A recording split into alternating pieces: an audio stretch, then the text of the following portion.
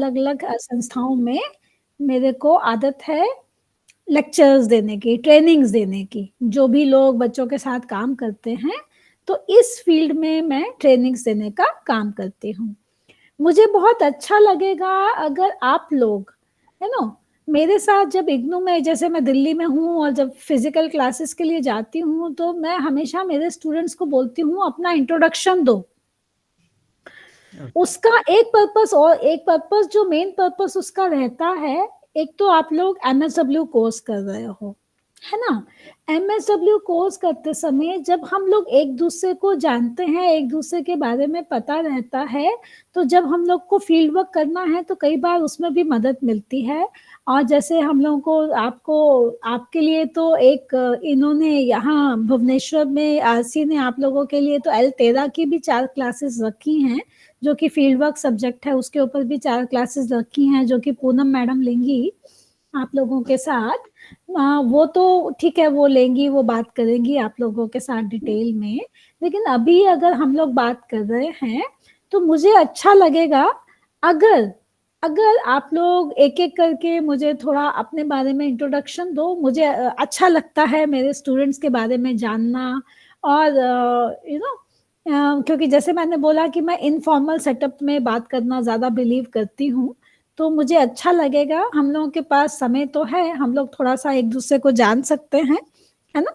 तो सुषमा जी आपने बोला था सबसे पहले, तो आपसे यस शुरू मैम। करते हैं। हाँ। ओके। हाँ, मैं मतलब अगर मेरा आप लोग वैसे बैकग्राउंड अपना माइक ऑन, अपना जो है ये कैमरा वीडियो ऑन कैमरा करें ऑन तो करें। अभी अच्छा लगेगा। हाँ, क्योंकि ओके मैम। देखो, जब हम लोग फिजिकल क्लासेस करते हैं तब भी तो हम एक दूसरे को देखते हैं, तो इसमें यस क्यों मैम। नहीं, यस। ऑनलाइन में भी तो हम लोगों को एक दूसरे को देखना चाहिए ना। यस मैम, देखना चाहिए। अभी हमने ऑन किए। यस मैम, हाँ, नमस्ते। नमस्ते। ऐसे नमस्ते। मतलब हाँ, मेरा तो एजुकेशन जैसे इसमें हुआ है आर्ट्स में, मतलब हिस्ट्री मेरा रहा है, हिस्ट्री एंड पॉलिटिकल साइंस। अच्छा। उसके बाद जैसे शादी के बाद बच्चों के साथ ऐसे टाइम नहीं मिला, तो हमने साइड में एक ब्यूटिशियन का वो डिप्लोमा किए हैं महाराष्ट्र में। वो हम्म। मेरा साइड में चल रहा है। अभी हम्म। जैसे बच्चे बड़े हो गए, अपने-अपने एजुकेशन फील्ड में वो लोग एंगेज हो गए पढ़ाई में। तो अभी हम मतलब टाइम है हमारे पास, हम सोच रहे हैं इसको एमएसडब्ल्यू जॉइन किए हैं, इसमें थोड़ा काम करेंगे। क्योंकि अच्छा। जब हम बच्चों का एजुकेशन हो गया, वो अपने-अपने लाइन में ये हो गए, तो अभी फ्री है हम। हम्म। पर ना ए इसमें तो ब्यूटी बहुत ज्यादा मेहनत है। मेहनत मतलब फिजिकल तो टाइम पढ़ाई देना के जो पड़ेगा। कोर्स होता है, वो तो हर कोई पढ़ के पेपर तो दे देता है, लेकिन 75 दिन का जो फील्ड वर्क है एक साल में करने का, 45 दिन और 30 दिन, सही है में। ना? फिर अगले साल भी 45 दिन और 30 दिन। तो ये एक नई चीज है जो मैं बोलूंगी कि सबको, मतलब जो मेरे साथ जो स्टूडेंट जब होते हैं ना, हमें तो पता ही नहीं था मैडम, हम तो वर्किंग हैं, हम कहाँ से टाइम लाएंगे, हम कैसे करेंगे, तो ये इशू बहुत आता है एमएसडब्ल्यू यस, यस, स्टूडेंट्स के यस। साथ। यस तो मैम, ये एक यस मैम। इशू है। मैं अधिकतर बोलती हूँ भैया पहले प्रोस्पेक्टस तो पढ़ो, कि एमएसडब्ल्यू कोर्स कर रहे हो, सबको लगता है कि ये भी कोई कोर्स है, ऐसे ही है, पेपर पढ़ेंगे पास हो जाएंगे और जी एक एमएसडब्ल्यू हमारा डिग्री हो जाएगी। हम तो सोशल वर्क प्रोफेशन में काम करना चाहते हैं। Yes, yes. ये रियलाइज नहीं करते कि यस, यही सोशल वर्क मतलब प्रोफेशन, नहीं। ये जो एक प्रोफेशन है, ये एक ऐसा प्रोफेशन है। पेपर, इवन ये जो हम लोग क्लासेस करते हैं, जब मैं दिल्ली इग्नू में क्लासेस लेती थी, मैंने कभी भी सब्जेक्ट को पढ़ाया ही नहीं, क्योंकि आपके प्रोस्पेक्टस में लिखा भी हुआ है, उसमें लिखा हुआ है कि supervisor is there to guide you. उसमें यस मैम। टीचिंग तो शब्द भी नहीं है, उसमें कहीं ये यस, लिखा भी नहीं गया कि सुपरवाइजर का काम टीच करना है, टीच करना तो है भी नहीं। तो तो मुझे इसलिए जब मेरी दिल्ली में क्लासेस में लेती थी, एमएसडब्ल्यू स्टूडेंट्स के साथ मेरी क्लासेस भी होती थी, तो मैं बोलती थी तुम लोग अपने आप पढ़ो और मैं तो आप लोगों से बात करूंगी प्रैक्टिकल इश्यूज के ऊपर, प्रैक्टिकल क्या है इश्यूज, हमें क्या करना चाहिए, कैसे करना चाहिए, कहाँ क्या होता है। तो मुझे ये सब बातें करने में ज्यादा, मतलब मेरा जो तरीका रहता था मेरे स्टूडेंट्स के साथ, वो ऐसा होता था और वो यस। स्टूडेंट्स को भी अच्छा लगता था। तो मैं इस तरीके की नेचर वाली एक जो महिला हूँ, जो मुझे इस तरीके की बातें करना, काम करना पसंद है। बट क्योंकि अब ये आप लोगों का ऑनलाइन सेशन है, तो इसमें अब हम लोगों का ये जो सब्जेक्ट है आज, MSW1 पेपर, जो हमें मतलब मेरे साथ है कि मेरे को आप लोगों के साथ लेना है, तो इसके बारे में हम बात करेंगे। मैं बात शुरू करूंगी बाद में, पहले प्रसन्नता जी आपने खोला है, आप अपने बारे में बताइए। आपका माइक खोलिए, आवाज नहीं आ रही, माइक खोलिए। सॉरी मैम, भूल गया। नहीं नहीं, अरे ठीक है। मैम मैं आर्मी से हूँ। फिलहाल इंडियन एम्बेसी अंकारा टर्की में पोस्टेड हूँ, डिफेंस विंग में। हम्म, तो मैम मुझे इस बैकग्राउंड में कुछ मेरा है नहीं कि जो सोशल वर्क के बारे में, बट मुझे एक भाई मिले थे यहाँ, जैसे वो हमारे एम्बेसी में आते रहते हैं, कुछ पासपोर्ट इशू, वीजा इशूज। तो मेरा किस्मत अच्छा था कि वो जो दीदी थे वो मेरे पड़ोसी डिस्ट्रिक्ट के मिले। तो वो इंटरनेशनल रेड क्रॉस में काम कर रहे हैं। अच्छा। तो उनके साथ मैं 1.5-2 साल यहाँ रहा, क्योंकि वो बच्चे के साथ रहते थे, मेरा बच्चे भी यही है तो स्कूल जाते थे। तो मुझे ना अच्छा लगा कि ये जो मतलब जो फील्ड है, सोशल वर्क फील्ड है, काफ़ी इम्प्रेस किया। तो मुझे यही लग रहा मैं यहाँ से जाने के बाद मैं जॉइन कर लूँ कहीं, या तो मैं खुद कहीं एनजीओ में जुड़ जाऊँ। मुझे ह्यूमन राइट्स में ज़्यादा थोड़ा इंटरेस्ट है मैम, और उसके बाद फिर इसीलिए मैं इसमें एडमिशन किया हूँ। बट मुझे मैम कोई आइडिया नहीं है इसके बारे में। हाँ हाँ, अभी क्योंकि अब आप लोगों के लिए इन्होंने L13 जो आपका पहला फील्ड वर्क है 45 डेज का, उसके लिए 4 क्लासेस रखी हुई हैं। और वो जो पूनम मैडम है, वो तो उन्होंने एक क्लास अभी आपका कल ही खत्म किया है, 4 क्लासेस लिया है। पूनम मैडम ने अपने बारे में बताया होगा कि वो टिस से है ना, टाटा इंस्टीट्यूट से रिटायर हुई हैं अभी। तो वो तो बहुत नॉलेजेबल है, और वो तो स्टूडेंट्स के साथ हर समय उनका तो काम ही स्टूडेंट्स के साथ रहा बहुत साल की सर्विस में। पूनम और मैंने, हम दोनों ने यूएनएचसीआर में इकट्ठे काम किया था, इसलिए हम दोनों अच्छे फ्रेंड्स हैं। ये मैं बात कर रही हूँ 91 से 96 में हम दोनों ने एक साथ काम किया था। हम लोग एक ही मतलब यूएनएचसीआर में इकट्ठे काम करते थे, इसलिए हम लोग एक दूसरे को अच्छे से जानते हैं। ये हम लोगों का है। बट जैसे कि मैंने अभी आपसे बोला कि जब MSW कोर्स ज्वाइन किया है, तो ये नहीं पता है कि 75 डेज तो फील्ड वर्क करना है ना। 45 डेज का फील्ड वर्क एक, जिसको L13 का नाम दिया, और 30 डेज का फील्ड वर्क एक, जिसको L14 का नाम दिया। तो वो आपको, जो भी वर्किंग लोग हैं, उनको अपने ऑर्गेनाइजेशन से, अपने ऑफिस से छुट्टी लेकर के करना पड़ेगा। हाँ, ये जरूर है कि इसमें इग्नू ने इतना किया है कि जैसे 45 डेज का फील्ड वर्क है, अगर आप बीच में थोड़ा सा किसी वजह से 2-4-5 दिन का ब्रेक लेना चाहते हैं, तो उतना तो परमिटेड किया है। बट बहुत ज्यादा 45 डेज का फील्ड वर्क में बहुत ज्यादा ब्रेक्स परमिटेड नहीं है। कि ये नहीं है कि 30 दिन कर लिया या 15 दिन कर लिया, फिर महीने का गैप डाल दिया, फिर कर लिया, वो परमिशन इग्नू ने नहीं दिया। बट कभी किसी वजह से 1 हफ्ता, 4 दिन, 5 दिन, 1 वीक का गैप कोई पर्टिकुलर रीजन की वजह से आ गया, तो उतना परमिशन दिया है इग्नू ने अपने रोल पे। तो ये किया है। तो ये है चीजें, वो अब आप लोगों के लिए चैलेंज है, हाउ यू विल मैनेज, वो आपको देखना पड़ेगा, है ना। तो ये है, नहीं जरूर जरूर। हाँ, और पहले चेतस्विनी ने हाथ खड़ा किया हुआ है, पहले वो ही बता दें। चेतस्विनी, मेरे को वैसे तो अभी आप नहीं उसमें दिख रहे हैं, वो अगर नहीं बोल रहे हैं तो सितुष्मा, मैं अगर नाम की प्रोनाउंसिएशन मेरे से गलत हो तो भैया माफ कर देना मुझे। आप लोग और कोई अपने बारे में बताना चाहेंगे कि नहीं? गायत्री, रंजन। हाँ हाँ, रंजन बोलो। Good afternoon ma'am. या चलो, माई सेल्फ रंजन कुमार दिगल, मैं ओडिशा का रहने वाला हूँ, और अभी मैं बाइफ में काम कर रहा हूँ, और मेरा बीएसडब्ल्यू खत्म हुआ है, अभी एमएसडब्ल्यू में परस्यूट कर रहा हूँ। अच्छा, गुड है। फिर BSW करके तो बहुत कुछ पता है सोशल वर्क के बारे में, है ना। हाँ मैम, थोड़ा बहुत। नहीं, 3 साल में तो बहुत कुछ सीखने को मिल जाता है, ऐसी बात नहीं है। थोड़ा बहुत, हाँ, आगे आगे जैसे जैसे हम बड़े आगे जाते हैं कोर्सेज में, तो हमारा नेचुरली लर्निंग बढ़ता है टाइम के साथ साथ, ये तो है। यस। अच्छा, गायत्री, गायत्री आप बोलोगे? गायत्री, नहीं, आपका भी हैंड रेज है। चलिए, अपनी मर्जी से और कोई बताना चाहेगा कुछ अपने बारे में? एनीबडी? जैस्मिन, या आप माइक ऑन कर लो, माइक ऑफ है। हाँ, नमस्ते मैम। मैं जैस्मिन दास हूँ, मैं उड़ीसा की रहने वाली हूँ। अभी मैं जॉब कर रही हूँ child and women development department में एज ए प्रोग्राम असिस्टेंट। और जैसे कि मुझे एक मास्टर डिग्री करना था, तो हमेशा से मेरा MSW के प्रति एक सॉफ्ट कॉर्नर रहा है।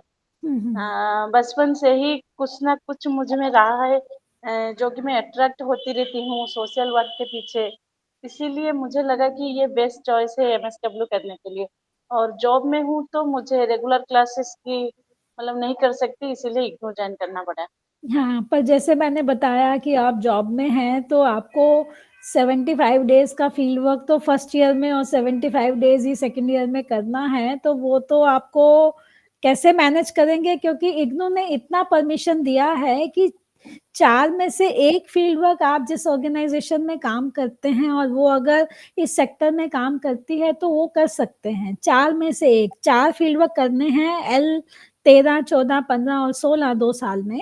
तो 4 में से जो 1 फील्ड वर्क है वो आप अपनी ऑर्गेनाइजेशन में कर सकते हो। इतना परमिशन इग्नू ने दिया है 1 को करने के लिए, बट 1 से ज्यादा करने की परमिशन नहीं है। तो ये है, वो फिर अब आपको देखना पड़ेगा कि आप उसको कैसे मैनेज करके किस तरीके से करते हैं, है ना? Yes ma'am, yes ma'am. हाँ हाँ। और कोई बताना चाहेगा अपने बारे में? गायत्री, आपका हैंड रेज भी है, हाथ उठा हुआ है, आप कुछ बताना चाहोगे या और कोई कुछ बोलना चाहेगा? एनीबडी, कोई भी?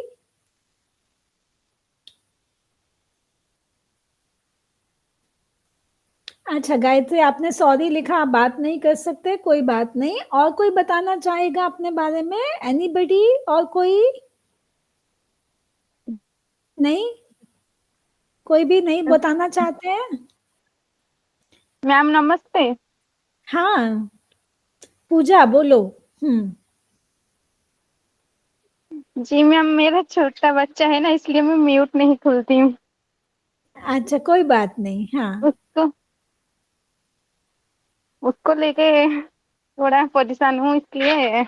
अच्छा कोई बात नहीं, लेकिन आपने क्लास में ज्वाइन किया, ये बहुत बड़ी बात है छोटे बच्चे के साथ। ये तो बहुत आपने हिम्मत का काम किया है कि आप क्लास फिर भी अटेंड कर रहे हैं, छोटा बच्चा है आपका। अच्छी बात है, मुझे बहुत खुशी हुई ये जान के। आप वैसे पढ़ाई किया आपने, क्या किया ग्रेजुएशन? मैम ये हिस्ट्री में ग्रेजुएशन किया है। अच्छा ओके, तो अभी कुछ गैप के बाद अब आप MSW कर रही हैं? नहीं, कुछ गैप नहीं, अभी अभी तो ग्रेजुएशन फिनिश हुए, इसलिए MSW कोर्स किया हूँ। अच्छा, तो आपने बच्चे के साथ भी आप पढ़ाई अपनी कर रही हैं, ये तो बहुत बड़ी बात है। हाँ, ये तो बहुत अच्छी बात है, बहुत अच्छा लगा मुझे जान के। हाँ मैम, दोनों ही छत के ऊपर उन बेटा को लेके आके क्लास करती हूँ। चलो बहुत बढ़िया। और सुषमा परिदा, और कोई? हाँ बोलो। Yes ma'am. हाँ जी, बताओ अपने बारे में बताओ। मैं अभी +3 कंप्लीट दूसरे ईयर में करती हूँ। क्या बच्चे, मुझे सुनाई नहीं दिया, नहीं समझ आया। मैं +3 कंप्लीट भी MSW पे ज्वाइन किया हूँ। अच्छा ठीक है, चलिए। अभी हम लोग 10-11 लोग, मतलब मेरे ख्याल से आप लोग एक तो RC से ही है ये, और एक मैं हूँ, तो 8-9 लोग ही हैं आप लोग स्टूडेंट्स। तो अगर अभी ज़्यादा अभी नई लोग जुड़ रहे हैं तो हम लोग शुरू करते हैं, है ना? अब जैसे कि अब ये जो सब्जेक्ट है MSW1 जो सब्जेक्ट है, इसका नाम है origin and development of social work. मैं कोशिश करूंगी जितना हिंदी में बोल पाऊँ मैं बोलूंगी, बट कुछ कुछ चीज़ें होंगी जो मैं बहुत हिंदी में बोलने में मास्टर नहीं हूँ, तो कोशिश किया है मैंने कि मैं आप लोगों से हिंदी में ज़्यादा बात करूँ, बट हो सकता है कहीं कहीं मैं इंग्लिश के शब्दों का, इंग्लिश के वर्ड्स का इस्तेमाल करूंगी, तो उसके लिए आप लोगों से मैं माफ़ी चाहूंगी, क्योंकि मेरी बैकग्राउंड थोड़ी इस तरीके से है कि मुझे वो हिंदी में बहुत ज़्यादा सब्जेक्ट को पढ़ाने के बारे में इतना नहीं मालूम है, पर मैं नहीं अपनी मैम, तरफ से आप इंग्लिश में बोलिए, किसी को तकलीफ नहीं होता है, सब हिंदी इंग्लिश समझते हैं यहाँ। हाँ, क्योंकि ओडिशा के साथ मेरा जो एक्सपीरियंस रहा है कि मैं क्योंकि ट्रेनिंग्स लेती हूँ, निफ्सिड एक ऑर्गेनाइजेशन है, national institute of public cooperation and child development, तो वहाँ पे हमारे पास जब आते हैं लोग उड़ीसा से, छत्तीसगढ़ से, ऐसी जगहों से, तो वो लोग को रहता है हिंदी में बोलो, इंग्लिश मत बोलो, तो इसलिए मुझे दिमाग में है, बट एनीवे मैं अपनी तरफ से जो भी बन पाएगा पॉसिबल उससे आप लोगों से बात करूंगी। इसमें बेसिकली जैसे आपको ये तो पता है 4 ब्लॉक्स होते हैं, है ना? और 4 ब्लॉक्स होते हैं और अधिकतर फर्स्ट ब्लॉक में अधिकतर मैंने देखा 5 यूनिट्स होती हैं और अधिकतर हर ब्लॉक में 4-4 यूनिट होते हैं, है ना? अब ये जो फर्स्ट ब्लॉक है, इस ब्लॉक में भी 5 यूनिट हैं, है ना? जो 5 यूनिट हैं वो हैं history of social work in America, फिर है history of social work in Europe, फिर है history of social work in Asia Pacific 1, फिर है history of social work in Asia Pacific 2 और लास्ट में है history of social work in Africa and Middle East, you know. So इस तरीके से ये है। अब एक मैं आप लोगों को बताना चाहूंगी बात, आज की क्लास शुरू होने से पहले मैं पिछले कुछ दिनों से थोड़ा बहुत इस सब्जेक्ट के बारे में पढ़ रही थी, क्योंकि जैसे मैंने बोला कि मैंने ये सब्जेक्ट मैंने इग्नू में कभी 2016-17 में भी लिया था, उसके बाद से 2-3 साल से 4 साल से मतलब मैंने क्लासेस नहीं ली, क्योंकि मैं अपने में ऑक्यूपाइड थी तो मैं क्लासेस नहीं लेती थी। हाँ, जो जर्नल के लिए जो स्टूडेंट मेरे पास फील्ड वर्क के लिए अलॉटेड होते थे उन लोगों के साथ मैं टच में रहती थी। तो मैंने जब आप लोगों को ये क्लासेस, जब मुझे ये सब्जेक्ट को मैंने लिया, तो मैं आज भी आपकी अभी इस क्लास से पहले मैंने 3-4 पेपर पहले, मतलब मैंने अभी जैसे जून 2023 का, दिसंबर 2022 का, जून 2022 का और दिसंबर 2021 का 4 क्वेश्चन पेपर्स को देखा और मैंने एक चीज जो रियलाइज की, क्योंकि ये जो हमारा फर्स्ट ब्लॉक है ना, और जो ये बात करता है हिस्ट्री की, तो मैं एक चीज आप लोगों को सबको बताना चाहूंगी कि मैंने जो ऑब्जर्व किया पिछले 4 साल के पेपर्स में, तो मैंने एक चीज जो बहुत बहुत ज्यादा नोट की, वो ये करी कि जो हमारे 20 मार्क्स के क्वेश्चन है, एक बार एक 20 मार्क का क्वेश्चन इस ब्लॉक से आया था। ये जो ब्लॉक हिस्ट्री की बात करता है और वो भी वर्ल्ड की हिस्ट्री की बात करता है, सिर्फ एक बार एक क्वेश्चन आया था जो कि 20 मार्क्स का था। इसमें जो मैंने चीज नोट की, आपका आगे जब हम 3rd क्लास में जाएंगे तो उसमें हम लोग मेथड्स की बात करेंगे, मेथड्स ऑफ सोशल वर्क के बारे में बात करेंगे। तो मैंने जो नोट किया वो ये नोट किया कि अधिकतर जो क्वेश्चंस 20 मार्क्स के आए वो मेथड्स ऑफ सोशल वर्क से रिलेटेड क्वेश्चंस हैं। सो ये जैसे अगर हम हिस्ट्री की बात करते हैं, तो जैसे मैं अगर आपको पर्सनली अपने बारे में आप लोगों को सबको खुले आम बताना चाहूंगी, हिस्ट्री मेरा सब्जेक्ट कभी भी नहीं था, मुझे हिस्ट्री में कभी भी इंटरेस्ट नहीं था। और अभी भी जब मैंने ये इस सब्जेक्ट को एक की ऑप्शन को मेरे से तो यहाँ आरसी में पूछा था आप क्या सब्जेक्ट लोगे, तो मैंने बोल दिया MSW 1 लूंगी। मेरा बोलने का मेन रीजन था क्योंकि इसके जो बात के 2 ब्लॉक्स हैं वो मेथड्स ऑफ सोशल वर्क की बात करते हैं, और मेथड्स ऑफ सोशल वर्क मतलब अगर हम सोशल वर्क सीखना चाहते हैं तो हमें मेथड्स ऑफ सोशल वर्क को बहुत अच्छे से जानना है। तो ये सोच के कि मुझे मेथड्स ऑफ सोशल वर्क के बारे में बात करने का आप लोगों से मौका मिलेगा, तो मैंने इसके लिए ऑप्ट किया, मतलब मैंने बोला कि मैं ये सब्जेक्ट लूंगी। तो आज मतलब मैं यहाँ से देख देख के मैं कोशिश करूंगी कि कुछ कुछ जो इम्पोर्टेंट चीजें मैंने, ये जो आज का जो ब्लॉक है इसके बारे में हम बात कर रहे हैं, तो जो मेरे से पॉसिबल हो पाएगा इस सब्जेक्ट में जो भी मैंने पढ़ा देखा उसके बारे में मैं आप लोगों से बात करूं।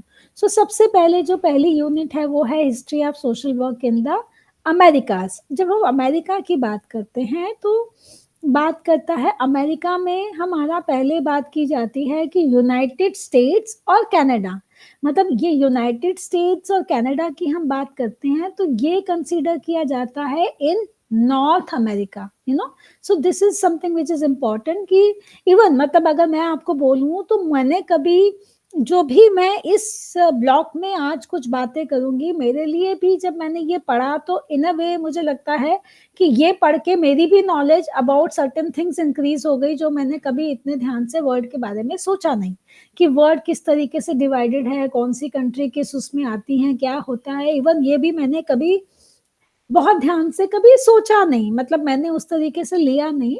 जो आप लोगों से बात करने की वजह से मतलब इवन मेरी नॉलेज भी बढ़ी और इसके थ्रू आप लोग भी अपनी नॉलेज भी, मतलब बहुत लोगों को हो सकता है हो और बहुत लोगों को जरूरी नहीं है इस बारे में बहुत नॉलेज हो, तो in a way it will help you, आप लोगों को थोड़ा सा ये चीज को समझने में ये नॉलेज आप लोगों को इम्प्रूव करेगी, मदद करेगी, है ना। तो जब हम नॉर्थ अमेरिका के ये बात की जाती है कि नॉर्थ अमेरिका में हमारी आती हैं कंट्रीज यूनाइटेड स्टेट्स और अमेरिका, है ना। तो जब ये बात करते हैं कि सबसे पहले ये बात करता है कि हिस्टोरिकल माइलस्टोन्स क्या हैं, है ना, कि जब हम सोशल वर्क डेवलपमेंट की बात करते हैं या सोशल वेलफेयर की बात करते हैं तो क्या हिस्टोरिकल डेवलपमेंट मतलब किस तरीके माइलस्टोन्स हैं, कैसे शुरू हुआ, क्या हुआ। तो ये बात करता है बीसीई पीरियड। तो बीसीई मतलब बिफोर द कॉमन इरा, जिसको हम लोग बोलते हैं, है ना। इसकी जो फुल फॉर्म है वो है बिफोर द कॉमन इरा, मतलब वो जो पुराने टाइम में हमने कहीं कहीं पढ़ा हुआ है बीसी करके हम लोग बोलते थे। जब वो बात की जाती थी 2500 बीसी में क्या हुआ, 500 बीसी में क्या हुआ, मतलब जब से हमारा ये ईयर्स जो हम जैसे अब हम बात करते हैं सेंचुरीज की, 16वीं सेंचुरी, 17वीं सेंचुरी, 18वीं सेंचुरी, है ना, जिसको हम एडी भी बोलते हैं और दूसरे शब्द में सीई भी बोलते हैं। एडी हो गया जिस जो हमारी जो ये जो ईयर वाइज हम जो आज की डेट में है, जिस हम जैसे अब हम 2024 में हैं, तो अगर हम ये जो ईयर्स को एडी के नाम से भी जाना जाता है और सीई कॉमन ईरा के नाम से भी जाना जाता है। एडी मतलब एनो डोमिनी, हाँ, जिसका फुल फॉर्म एनो डोमिनी है उसको एडी भी बोलते हैं हम और सीई भी बोलते हैं हम। तो जब ये हम हिस्टोरिकल माइलस्टोन्स की बात करते हैं बीसीई की, तो ये बीसीई में ये कहते हैं कि बीसीई टाइम में जो बहुत पुराना समय, मतलब जो हम लोगों के लिए इमेजिन करना भी मुश्किल है कि अच्छा ऐसा भी कोई समय हुआ करता था कभी, है ना। तो उस समय में भी ये यहाँ पे इसमें कुछ जो है वो बताया गया कि बीसीई 2500 से लेकर के बीसीई 100 तक, है ना। और से इन्होंने कुछ कुछ ऐसे बताया है कि मेनली जब जैसे रिलीजन का, धर्म का जो था वो बहुत ज्यादा जो दबाव होता था कि वो मतलब जो अशोका जो था कि उसमें कि अशोका के समय में भी जो था कि वो लोगों के लिए, एनिमल्स के लिए किस तरीके के सुधार के काम किए जाते थे, लोगों में लव या चैरिटी, है ना, इन इस तरीके की चीजों पे। बुद्धा का समय, जो बुद्धा है ना, सिद्धार्थ गौतम जो उनका समय था, ये जो समय की बात करते हैं वो बीसी 530 की बात करते हैं कि बुद्धा और सिद्धार्थ गौतम थे, उनकी टीचिंग पे जो है वो जोर डाला गया कि लव और चैरिटी से किस तरीके से लोगों को एनलाइटन किया जाता था, है ना, इस चीज के बारे में बात की गई। उसके बाद जब हमारा एडी शुरू हुआ, तो एडी शुरू होने के बाद इन्होंने बोला कि 1100, जब साल 1100 था तो भी रोमन चर्च ने डेवलप किया कि रिच लोग जो हैं वो मॉरल और लीगल ओपिनियन, उनका एक मॉरल और लीगल ऑब्लिगेशन है हेल्प करना पुअर की, जो भी गरीब लोग हैं उनकी मदद करना जो है ये इनका एक जो चर्च जो था उसका काम है कि वो लोग इसको इस तरीके से ज्वाइन करें। उसके बाद, है ना, उसके बाद इन्होंने जो यहाँ आ रहा है कि इंग्लैंड 1531 में इन्होंने बोला कि इंग्लैंड में जो पहला लेजिस्लेशन जो था वो लागू किया गया डिसेबल लोगों को की मदद करने के लिए कि अड़ोस पड़ोस जो नेबरहुड एरिया है वहां पे अगर कोई डिसेबल लोग हैं उनकी किस तरह से मदद की जा सकती है। इसके बाद इन्होंने बात की कि 1601 में ये एक इम्पॉर्टेंट है ये जो बात करता है 1601 में एलिजाबेथ पुअर लॉ, वो एस्टेब्लिश हुआ, जो कि ये बेसिकली यूके में हुआ, बट एलिजाबेथ पुअर लॉ जो था वो उस टाइम का काफी एक मेन माना जाता था, जिसमें जो ये बात करता है जो 200 साल तक ये जो कानून जो था, ये जो लॉ था, एलिजाबेथ पुअर लॉ जो बनाया गया था, वो 200 साल तक, है ना, वो बहुत महत्वपूर्ण माना गया। अमेरिका में भी, जो अमेरिका में एक कॉलोनियल टाइम जो चल रहा था, वहाँ पे भी लोगों की मदद करने के लिए, है ना, जैसे वहाँ के कम्युनिटीज में या जो लोग थे उन लोगों की मदद करने के लिए इस कानून में जो था उसको इस्तेमाल किया गया। फिर इसमें बात की जाती है कि development of social work in North America. तो नॉर्थ अमेरिका की मेनली यही जो 2 कंट्रीज हैं, यूनाइटेड स्टेट्स ऑफ अमेरिका और कनाडा, मेनली इन 2 कंट्रीज की ही बात यहाँ पे की जा रही है। ये कहते हैं कि हमारा जो सोशल वर्क का जो प्रोफेशन है 100 साल से पहले, मतलब 100 साल से तो अब बहुत ज्यादा हो गया, जब से ये social work as a profession जो था उसके बारे में सोचा गया कि पहले स्कूल ऑफ सोशल इकोनॉमिक्स था शिकागो में, इलिनॉइस में, है ना, जहाँ पे इसके बारे में लोग पुअर लोगों की मदद करने के बारे में सोचा गया, है ना। इसमें ये लिखा है कि जैसे पॉपुलेशन जो थी वो तो बहुत स्मॉल थी, बहुत कम हुआ करती थी, और रिसोर्सेज प्लेंटीफुल थे, मतलब बहुत रिसोर्सेज हुआ करते थे, है ना, पहले के सालों में। तो पावर्टी, और जैसे जो पावर्टी में लोग बहुत गरीबी में और बहुत बुरे हाल में जो लोग रहते थे वो बहुत कम हुआ करता था, तो वो बहुत टेम्परेरी समय के लिए भी हुआ करता था। तो इतना ज़्यादा कभी किसी को बहुत ज़्यादा ज़रूरत भी नहीं लगी कि हाँ इतनी दिक्कत है या इतनी परेशानी है, बट स्टिल उसके ऊपर जो इन्होंने लिखा कि ये जो है वो सोचा गया। ये फिर इन्होंने कुछ सालों का जिक्र किया हुआ है, वो सब तो हम लोग याद नहीं रख सकते, किसी के लिए भी पॉसिबल इतना नहीं है। यहाँ एक लिखा गया है कि 1642 में भी एलिजाबेथ पुअर लॉ जो एनेक्ट किया गया था, है ना, उसको बहुत ज्यादा अहमियत दी जा रही थी। फिर 1650 में भी जो था उसमें भी लोगों को हार्ड वर्क करना, एक अलग तरीके से जिंदगी में काम करना, इसके ऊपर काफी वो किया गया। फिर 1874 में, यहाँ अगर मैं एलिजाबेथ पुअर लॉ कह रही हूँ जिसका काफी इंपॉर्टेंस दिया गया, उसके बाद अभी जो मैं 1874 में एक चैरिटी ऑर्गेनाइजेशन सोसाइटी को एस्टेब्लिश किया गया था। ये भी बहुत इंपॉर्टेंट है। चैरिटी ऑर्गेनाइजेशन सोसाइटी का जो जिक्र है, जब हम आगे जाएंगे, कल को मेथड्स में भी हिस्ट्री पढ़ेंगे, तो उसमें भी हम इसके बारे में बात जो है हम आगे के उसमें क्लासेस में भी करेंगे कि चैरिटी ऑर्गेनाइजेशन सोसाइटी जो है उसका काफी अहम रोल रहा है।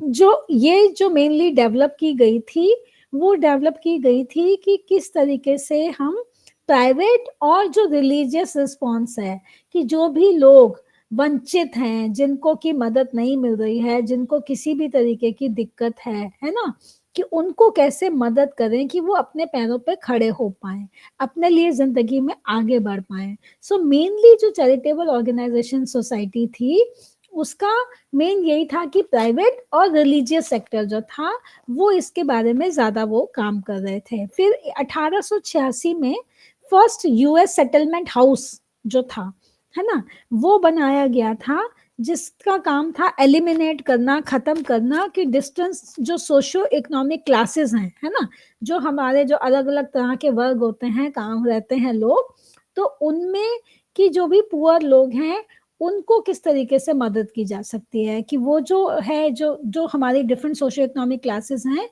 उसमें देखा जाए कि पुअर लोगों की हम लोग किस तरीके से मदद कर सकते हैं। फिर इन्होंने 1895 में भी बात किया कि Chicago school of social economics था जिसने रिकॉग्नाइज किया कि मॉडर्न सोशल वर्क जो है वो हम किस तरीके से पुअर लोगों की मदद करने के लिए बना सकते हैं।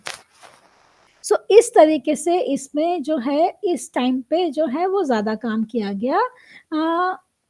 एक इसमें यहाँ पे लिखा है NASW, that is national association for social workers. हाँ, इन्होंने ये है कि 1960 में, इसके बारे में भी हम आगे के आई थिंक जो सेकंड क्लास है उसमें हम NASW के बारे में और डिटेल में पढ़ेंगे हम लोग, पूरा उसमें है, एक नोट है, वो मैं बाद में पढ़ूंगी, तो अभी मैं इसको यहाँ पे ज़्यादा नहीं जा रही हूँ। इसके बाद जब कनाडा की बात करी जा रही है, तो कनाडा जो है वो मोर और लेस सिमिलर है, जैसे यूएस में जिस तरीके से थोड़ा बहुत काम जो था वो सोशल वर्क प्रोफेशन को इम्पोर्टेंस देना और जिस तरीके से शुरू किया गया था, तो कनाडा भी के लिए भी वो यूएस के कदमों पे ही चल रहा है और उसी तरीके से जो है इस पे काम करने का जो था उसको स्टार्ट किया गया था कनाडा में। इसमें बताया कि कनाडा जो है उसकी बहुत पुरानी हिस्ट्री है कि पब्लिक वेलफेयर प्रोग्राम्स जो हैं वो किए जाएं और जो उसकी फंडिंग है वो पब्लिक और प्राइवेट सेक्टर से, उसके लिए जो फंडिंग थी उसकी ज़रूरतें थी वो उस तरीके के सेक्टर से दी जाए, और मेनली उसमें हेल्थ, पर्सनल और सोशल सर्विस डिलीवरी जो थी उसके ऊपर जो था वो काफ़ी ध्यान दिया जाता था, है ना। तो इसमें इसका भी था कि इनका भी जो कनाडा का था, इसका भी जो हमारा इंग्लिश पुअर लॉज हैं, है ना, और जो ये जो चैरिटी है, जो लोगों को, जो हम चैरिटी की बात करते हैं या फैमिलीज या प्राइवेट चैरिटीज की बात करते हैं, इस पे काफ़ी इन्फ्लुएंस था, मतलब काफ़ी जोर डाला जाता था।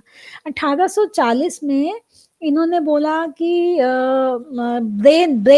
ब्रिटेन की बात की कि ब्रिटेन ने भी स्लेवरी को, जो ये भुखमरी थी, उसको ख़त्म करने के लिए जो काम किया, तो उसका भी इन्होंने रेफरेंस लिया। फिर 1864 में इन्होंने फ्रेंच सोशियोलॉजिस्ट ने भी क्या काम किया उसको भी रेफर किया। सो इस तरीके से इन लोगों ने जो है वो जो कनाडा था उसने भी सोशल वर्क प्रोफेशन के ऊपर जो काफ़ी चीज़ों पे नोट करना जो था वो शुरू किया था। इसमें लिखा कि जो चर्चेस जो थे उस टाइम पे वो रिजेक्ट कर दिया करते थे कि स्टेट जो है ना, वो बहुत ज़्यादा अच्छी सर्विसेज जो है वो प्रोवाइड नहीं कर सकती, तो वो जो सर्विसेज प्रोवाइड करनी है, जो पुअर लोगों को करनी है या डिसएडवांटेज लोगों को करनी है, वो चर्चिस के थ्रू ही होनी चाहिए। सो इस चीज़ के ऊपर इन्होंने काफ़ी ज़्यादा जोर डाला गया था, है ना। ये जो एक इशू है इस पे काफ़ी वो डाला गया, है ना। और वहाँ की जो गवर्नमेंट थी वो इंटरवीन कर सकती है, वो प्रिवेंट करने के लिए, रोक लगाने के लिए मैन और वुमेन को जो हंगर से, जो भूखमरी से मर रहे हैं, जो स्ट्रीट्स पे रहते हैं, है ना, और जो डेस्टिट्यूट हैं, जिनका कोई देखने वाला नहीं है, तो ऐसे लोगों के लिए वहाँ पे रेडिकली जो रिफॉर्म करने के लिए, सुधार करने का जो काम था वो 1900 से जो था वो करने के बारे में सोचा गया। यहाँ पे इन्होंने ओल्ड एज, अनएम्प्लॉयमेंट, पॉवर्टी और लेबर रिलेशन, इस तरीके के जो इश्यूज थे उस पे काफी काम as a professional social work की नजर से देख करके करने के बारे में शुरू किया था, है ना। तो इन लोगों का मतलब बेसिकली यूएस और कनाडा में जो काम होता था वो इंटरलिंक थे, वो आपस में एक दूसरे से जुड़े हुए थे, एक दूसरे से सीख के एक दूसरे की उससे ही करते थे, नॉलेज से करते थे। तो 1919 में 1919 में 17 स्कूल्स ऑफ सोशल वर्क जो है वो कनाडा में और यूएस में फ्रॉम द फर्स्ट ऑर्गेनाइजेशन जो है उन्होंने प्रमोट करने शुरू कर दिए थे, और council on social work education जो था वो बनाया गया था। और फिर कनाडा में 1926 में Canadian association of social workers को उसको बनाया गया था। Canadian association of social workers जो थी बनाई गई थी 1926 में।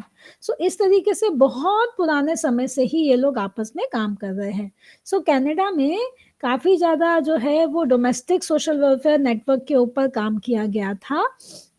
उसमें इसके बाद इन्होंने काफ़ी बताया कि 1935 में भी एक फर्स्ट अनएम्प्लॉयमेंट इंश्योरेंस लेजिस्लेशन बनाया गया। फिर इन्होंने बोला कि 1944 में नेशनल हाउसिंग एक्ट को बनाया गया। फिर फैमिली अलाउंसेस को 1945 में शुरू किया गया। 1952 में ओल्ड एज सिक्योरिटी जो था उसको इंट्रोड्यूस किया गया। सो दैट इज हाउ इन लोगों ने कनाडा में भी इस तरीके से in different settings mainly they were trying to help poor और old age people, unemployed people. So इस तरीके से जो लोग थे उन लोगों की मदद करने के लिए काम जो था वो शुरू किया। उसके बाद यहाँ बात की जाती है, ये हमने जो कंट्रीज की बात की, they are both these countries are in North America, है ना। और अभी जब हम बात करेंगे development of social work in social welfare in South America, so South America की जब हम बात करते हैं तो साउथ अमेरिका में बहुत कंट्रीज आती हैं। जो मेन कंट्रीज जो आती हैं उसमें जो आती हैं वो Argentina, Brazil, Colombia, you know, उसके बाद पेरू, उसके बाद वेनेजुला, गुयाना, यू नो, इस तरीके से ये सब कंट्रीज जो हैं ये साउथ अमेरिका में आती हैं। तो अब जब ये साउथ अमेरिका की ये कंट्रीज थी, इनके ऊपर जो ये इसमें जो मैंने देखा पढ़ा कि स्पेन और पुर्तगाल का जो था, जो वहां से था, उनसे काफी इन्फ्लुएंस थे, तो बहुत सी चीजें ये वहां से भी आई थी। और इसको हम ये वाली कंट्रीज का जो था, ये इसको नाम लेटिन अमेरिका का भी दिया गया। Latin America basically Latin word जो यूज किया गया वो आया ये जो स्पेन और पुर्तगाल जो थे वहां से ये शब्द लिया गया लेटिन। सो वहां से ये शब्द लेकर के तो यहाँ पे इनके लिए, ये कंट्रीज के लिए जो एक नाम लिया गया था वो लेटिन अमेरिका का भी लिया गया था। सो सबसे पहले फिर इन्होंने ये बताया कि अर्जेंटीना, जो अर्जेंटीना है कि वो बहुत ही डाइवर्स नेटिव ग्रुप के यहाँ पे जो, और अधिकतर इमिग्रेंट्स लोग थे, है ना, जो एक जगह से दूसरी जगह आते हैं। सो इमिग्रेशन जो पॉपुलेशन जो इमिग्रेट हुई थी वो अर्जेंटीना में काफी लोग इमिग्रेशन प्रॉपर्टी से आए हुए लोग थे, है ना, जो बहुत ज्यादा भगवान में बिलीव करने वाले लोग थे, फैमिली सेंट्रिक लोग थे, है ना, बहुत ज्यादा फ्रीडम में रहने वाले लोग थे। और इनका स्पेनिश और इटालियन जो मैंने इन्फ्लुएंस की बात किया, जिनका काफी वो रहता था इन्फ्लुएंस, मतलब प्रभाव रहता था, तो उस तरीके से उनका जो था कि ये यू नो इनका इन दोनों स्पेनिश और इटालियन लोगों का प्रभाव रहने से जो है वो उसके बेस पे ही ये लोग काम कर रहे थे। अब उसके बाद लेते हैं कि ब्राजील में जो है कि यहाँ पे भी जो ट्रांजिशन था उसने जो लिया था वो नॉर्थ अमेरिका में 1700 शताब्दी से लेना शुरू किया था, है ना। और फिर इसमें है कि 1880 से 1920 में भी बहुत से पॉजिटिव जो सोशल साइंसेस जो था उसके बारे में काम शुरू हुआ था। अब इसमें ये लिखते हैं कि लेटिन अमेरिका जो है वो part of the developing world माना जाता है। डेवलपिंग वर्ल्ड, है ना, हम जैसे अमेरिका के लिए या यूके के लिए हम बोलते हैं they are the developed countries, तो इसके लिए वर्ड जो यूज हुआ वो डेवलपिंग वर्ड के नाम से यूज किया गया, है ना।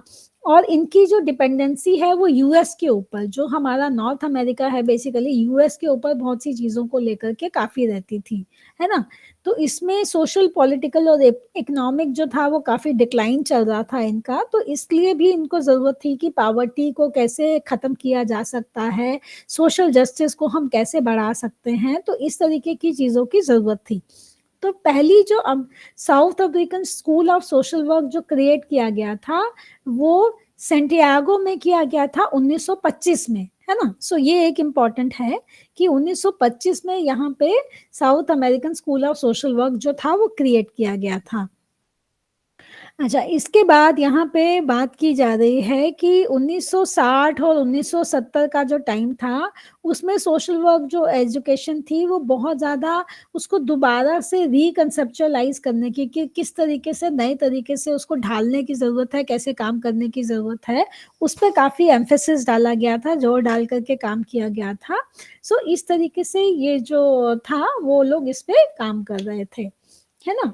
तो ये है इन शॉर्ट, ये मेनली हमारा फर्स्ट यूनिट मोरलेस यही बात कर रहा था नॉर्थ अमेरिका की और साउथ अमेरिका की, कि क्या क्या बेसिक्स थे जिसके अकॉर्डिंगली दोनों ही जो ये नॉर्थ और साउथ अमेरिका की कंट्रीज है सोशल वर्क के प्रोफेशन के बारे में किन वजहों से वो जो था वो सोचा गया कि एज ए प्रोफेशन इस फील्ड को आगे बढ़ने की, काम करने की जरूरत है। नाउ हमारा जो सेकंड यूनिट है, जो सेकंड यूनिट है वो बात करता है history of social work in Europe, है ना।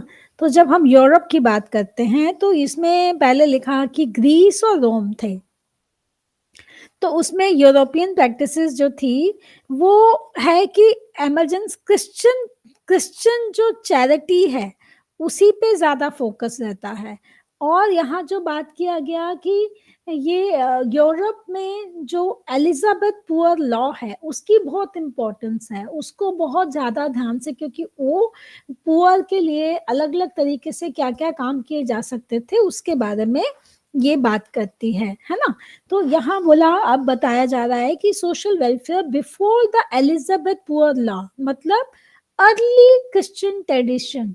एलिजाबेथ पुअर लॉ जैसे मैंने बोला कि 1601 में आया और 1624 से तो ज़्यादा शुरू हो गया और 200 साल तक ये इस कानून का जो काफ़ी दबदबा रहा। और एलिजाबेथ पुअर लॉ जो था वो इवन उसका बहुत कुछ यूएस ने भी, मतलब अमेरिकन कंट्रीज ने भी उससे काफ़ी कुछ देखा और उसको कहीं ना कहीं अपने तरीके से अप्लाई किया। सो यहाँ भी यही इस चीज को बात की जा रही है कि the early Elizabeth poor law से पहले अर्लियर क्रिश्चियन ट्रेडिशन क्या थे। तो ये बात करते हैं कि रोमन सोसाइटी में जो पहले सोसाइटी थी है ना, उसमें है कि फॉर द पुअर जो था कि बहुत ज़्यादा एक ऑर्गेनाइज्ड सिस्टम था कि किस तरीके से कैसे जो है फंड्स कुछ कलेक्ट करने हैं और उसको किस तरीके से पुअर लोगों में डिस्ट्रीब्यूट किया जाए। तो इसके बारे में काफ़ी सोचा जाता था। जो BCE का जो समय था उसमें ज्यूइश जो कम्युनिटी थी है ना, उन्होंने बहुत अलग अलग तरीके से पुअर के लिए काम करना शुरू किया था है ना, क्योंकि वो बिलीव करते थे कि गॉड जो भगवान है ना, भगवान का एक कंपैशन, एक एक दया भाव, एक भावना, एक उससे जो है वो कमांड जो है वो लव और नेबर्स को जो है के थ्रू जो है वो सब लोगों में बांटने की जरूरत है। उसमें था कि जो भी प्रैक्टिस करते हैं लोग, जो भी पुअर की मदद करना चाहते हैं लोग, वो जो है उसको जरूरत है विडोज की, ऑर्फन्स की, या जो स्ट्रेंजर्स लोग थे उनकी मदद के बारे में सोचने के बारे में वो लोग काफी उस जमाने में भी इसके बारे में काम करना चाहते थे, बात करना चाहते थे। उसके बाद ये बात करता है pre industrial, modern and post-modern social welfare in United Kingdom. So United Kingdom we all know UK है ना, हम लोग इंग्लैंड के नाम से भी इसको हम लोग जनरली बोलते हैं यूनाइटेड किंगडम को। तो यहाँ अब ये जो बात करते हैं, अब यहाँ पे इन्होंने इसके बारे में जब बात किया तो इसको 3 तरीके की स्टेजेस में बांट दिया, social work and pre industrial society, social work and modern society, and उसके बाद ये बात करते हैं इसके और social work in 20th century. So इस तरीके से ये इसके बारे में, मतलब social work and pre industrial, modern society और पोस्ट मॉडर्न सोसाइटी। मतलब पोस्ट मॉडर्न सोसाइटी मतलब आज का टाइम जो अब कुछ पिछले कुछ सालों से जो समय चल रहा है उसके बारे में बात करते हैं। तो social work and pre industrial society मतलब ये यहाँ पे मैं देख रही थी कि प्री इंडस्ट्रियल सोसाइटी का जो टाइम है वो कौन सा टाइम था। सो बेसिकली ये लोग ये कहते हैं कि 1750 से पहले का जो समय था, सन 1750 से जो पहले का समय था, वो समय बेसिकली जो था वो समय माना गया कि प्री इंडस्ट्रियल सोसाइटी का समय था है ना, जिसमें ये लोग कहते हैं कि क्रिश्चियन ट्रेडिशंस जो थे, और इसी में जैसे मैंने बोला कि एलिजाबेथ पुअर लॉ जो था वो 1601 में आया था, तो वो भी जो प्री इंडस्ट्रियल सोसाइटी का टाइम था उसी समय में वो लॉ आया था। सो यहाँ पे इन्होंने बात शुरू की 1215 से, जहाँ एक किंग जॉन ऑफ इंग्लैंड थे जिन्होंने जो था ह्यूमन राइट्स के ऊपर काम करना शुरू किया था। फिर 1348 में इन्होंने कहा कि 1/3 1/3 पॉपुलेशन ऑफ यूरोप जो थी वो उनकी डेथ हो गई थी ड्यू टू जैसे जो भी उस समय के हालात रहे होंगे, प्रॉब्लम्स रही होंगी, तो मिलिट्री थ्रेट्स थे, तो उससे कैसे निजात पाई जाए और किस तरीके से काम किया जाए। तो ये उन्होंने एक सोशल सिस्टम बनाया जिससे इसमें काम करें। फिर 1531 में इंग्लैंड में है ना कि एक ये देखा गया कि पुअर रिलीफ जो था है ना, एक स्टैचू बनाया गया जो डील करता है कि पुअर जो लोग हैं उनको किस तरीके से मदद दी जा सकती है। और फिर इन्होंने बोला कि 1530 से पहले भी का जो समय था उसमें भी चर्चेस जो होती थी या मोनास्ट्रीज जो होती थी वो मदद करती थी लोगों की, कि कुछ इस तरीके से हॉस्पिटल्स बने, कोई आर्म हाउसेस बने जहाँ पे गरीब लोगों को मदद मिले, है ना। जो ओल्ड लोग हैं, जो सिक लोग हैं, है ना, उनकी मदद जो है वो यूनाइटेड किंगडम में, मतलब यूके में किस तरीके से की जा सकती है, ये चर्चिस के द्वारा ही ज्यादा उसके ऊपर काम किया जाता था, वो लोग उस पर काम किया करते थे, तो ये चलता था। तो फिर एलिजाबेथ पुअर लॉ जब एक्ट जो बन के आया, है ना, तो उसमें टैक्सेस को कैसे बढ़ाया जाए, है ना, लोगों को किस तरीके से सर्विस दी जाए, जो पुअर हैं, जो नीडी हैं, जिनका कोई फैमिली सपोर्ट सिस्टम नहीं है, तो उनको किस तरीके से मदद की जा सकती है, इसके ऊपर काम जो था वो करने की बात की गई। यहाँ जो बात की गई उसमें बताया गया कि किस तरीके के पुअर हैं। तो यहाँ कहते हैं, पहला इन्होंने बोला इम्पोर्टेंट पुअर। इम्पोर्टेंट पुअर में इन्होंने बोला कौन लोग आते हैं। इम्पोर्टेंट पुअर में बताया एजेड आते हैं, जो बुजुर्ग लोग आते हैं, जो बहुत ज्यादा क्रॉनिकली सिक लोग आते हैं, ब्लाइंड लोग आते हैं, और मेंटली इल लोग आते हैं, है ना, जिनको घर में रहने की जरूरत है, किसी भी तरीके की मदद की जरूरत है, तो उनके लिए आर्म हाउसेस, क्योंकि आर्म हाउसेस जो है टर्म यूज की गई, ये आर्म हाउसेस का जो कंसेप्ट है वो यूके में ही बना, कि कैसे जिन लोगों को मदद की जरूरत है उनको कहाँ रखा जा सकता है और कैसे मदद की जा सकती है। दूसरी टर्म यूज की गई एबल बॉडीड पुअर। तो एबल बॉडीड जो पुअर थे, है ना, उनके लिए कि वो उनके लिए है कि सेटअप किए जाए वर्क हाउसेस, जो काम करने वाले लोग हैं, जो काम कर सकते हैं लोग, उनके लिए कुछ काम क्रिएट किया जाए, है ना, कि उनको मदद मिले कि वो काम करके अपनी जिंदगी अपना गुजारा कर सके। फिर एक तीसरी टर्म है कि able bodied poor who ran away, है ना, जो काम करना नहीं चाहते, जो आलसी हैं, जो कुछ करना नहीं चाहते, तो उनके लिए करेक्शन होम्स, कि जहाँ पे वो अपने को सुधार सकें, कि उनको जरूरत है, उनको मदद की जाए कि वो अपनी इस सोच को कैसे बदलें, कि जब वो ठीक ठाक हैं, भगवान ने उनको एक अच्छा शरीर दिया है, काम करने के लिए सब कुछ हाथ पांव मिले हैं, तो लेकिन आलस की वजह से या जिस भी रीजन की वजह से वो काम नहीं कर रहे, तो उनके लिए करेक्शन होम्स बनाए गए, जहां उन लोगों में सुधार जो था उसके बारे में काम किया जाए। तो ये जो मैंने बताया, ये है social work and pre industrial society, इसमें इसके बारे में बात की गई। उसके बाद आगे आता है social work and modern society. अब जब हम social work and modern society की बात करते हैं, so basically social work and modern society की बात मेनली आ जाती है जो समय 1600-1700 से लेकर के और 1945 तक का जो समय था, उसको इस पीरियड में social work and modern society के टाइम का माना जाता है। तो इसमें क्या था कि वेस्टर्न यूरोप और नॉर्थ अमेरिका, है ना, 18th और 19th सेंचुरी में ये इसको माना जाता है इंडस्ट्रियल रिवॉल्यूशन वाला समय, मतलब औद्योगिक क्रांति का समय, है ना। औद्योगिक क्रांति का जो समय है वो माना जाता है कि जो वेस्टर्न यूरोप का जो था और नॉर्थ अमेरिका ने 18th सेंचुरी और 18वीं और 19वीं जो सेंचुरी थी, उसमें ये एक औद्योगिक क्रांति का समय था, जिसमें ये देखा गया कि बहुत से लोग जो थे सोशल प्रॉब्लम्स की, सामाजिक प्रॉब्लम्स की वजह से जो थे, वो जो गांव में रह रहे थे, गांव की तरफ, कंट्री साइड यहाँ लिखा है, तो गांव में रह रहे थे, और वहां पे उनकी पुअर हाउसिंग, इल हेल्थ और डिजीजेस, या अल्कोहल है या ड्रग अब्यूज जो था, इस तरीके की जो काफी ज्यादा प्रॉब्लम्स देखने को मिलती थी। सो इन सब चीजों को देखते हुए सोशल वेलफेयर जो इनिशिएटिव्स थे और सोशल वर्क जो एजेंसीज थी वो लॉन्च की गई, क्योंकि ये सब प्रॉब्लम्स को देखा गया कि इस तरीके के बहुत से इश्यूज आ रहे हैं, तो सोशल वेलफेयर इनिशिएटिव्स और सोशल वर्क जो है उसको शुरू करने के लिए माना गया।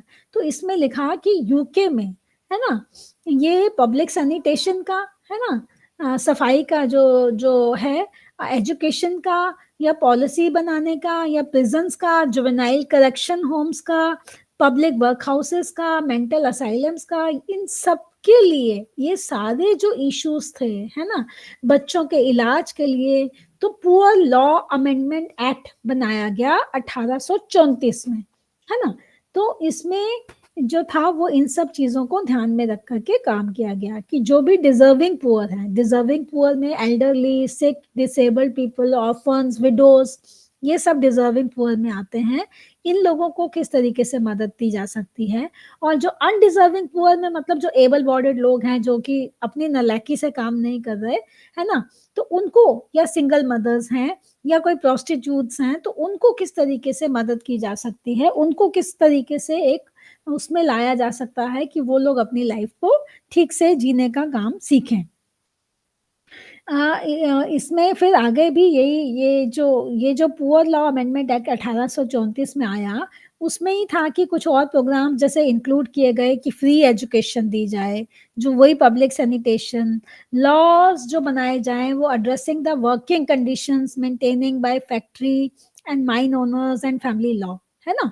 और प्रिवेंशन, एक फिर उसके बाद इन्होंने बोला कि prevention of cruelty and protection of children act 1889 में 1800 क्या 89 को क्या बोलते हैं, जो है उसमें ये बनाया गया, removing children from the homes if their safety was in question. अगर बच्चे घरों में सुरक्षित नहीं हैं तो उनको घरों से निकाल के किसी सुरक्षित जगह पे भेजा जाए।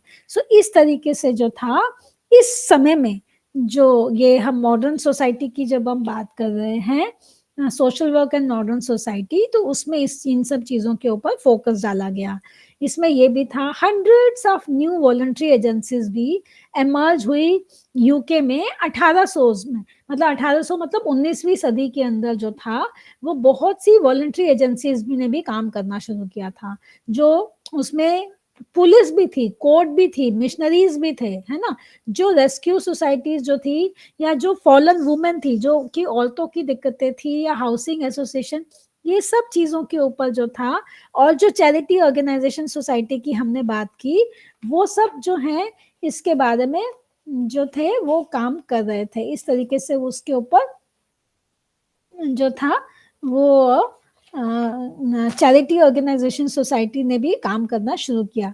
इसमें ये कहा जो मिडिल क्लास वुमेन थी, है ना, वो बहुत ज्यादा इन्वॉल्व थी सोशल सर्विस सेक्टर के अंदर, है ना, कि उनको देखा गया कि वो फैमिली मैटर्स में, है ना, उन्होंने बहुत ज्यादा रिस्पॉन्सिबिलिटी ली कि पुअर हाउसेज या वर्क हाउसेज या स्कूल बोर्ड्स वगैरह हैं या प्रिजन्स हैं, वहां पे लोगों की किस तरीके से मदद की जा सकती है।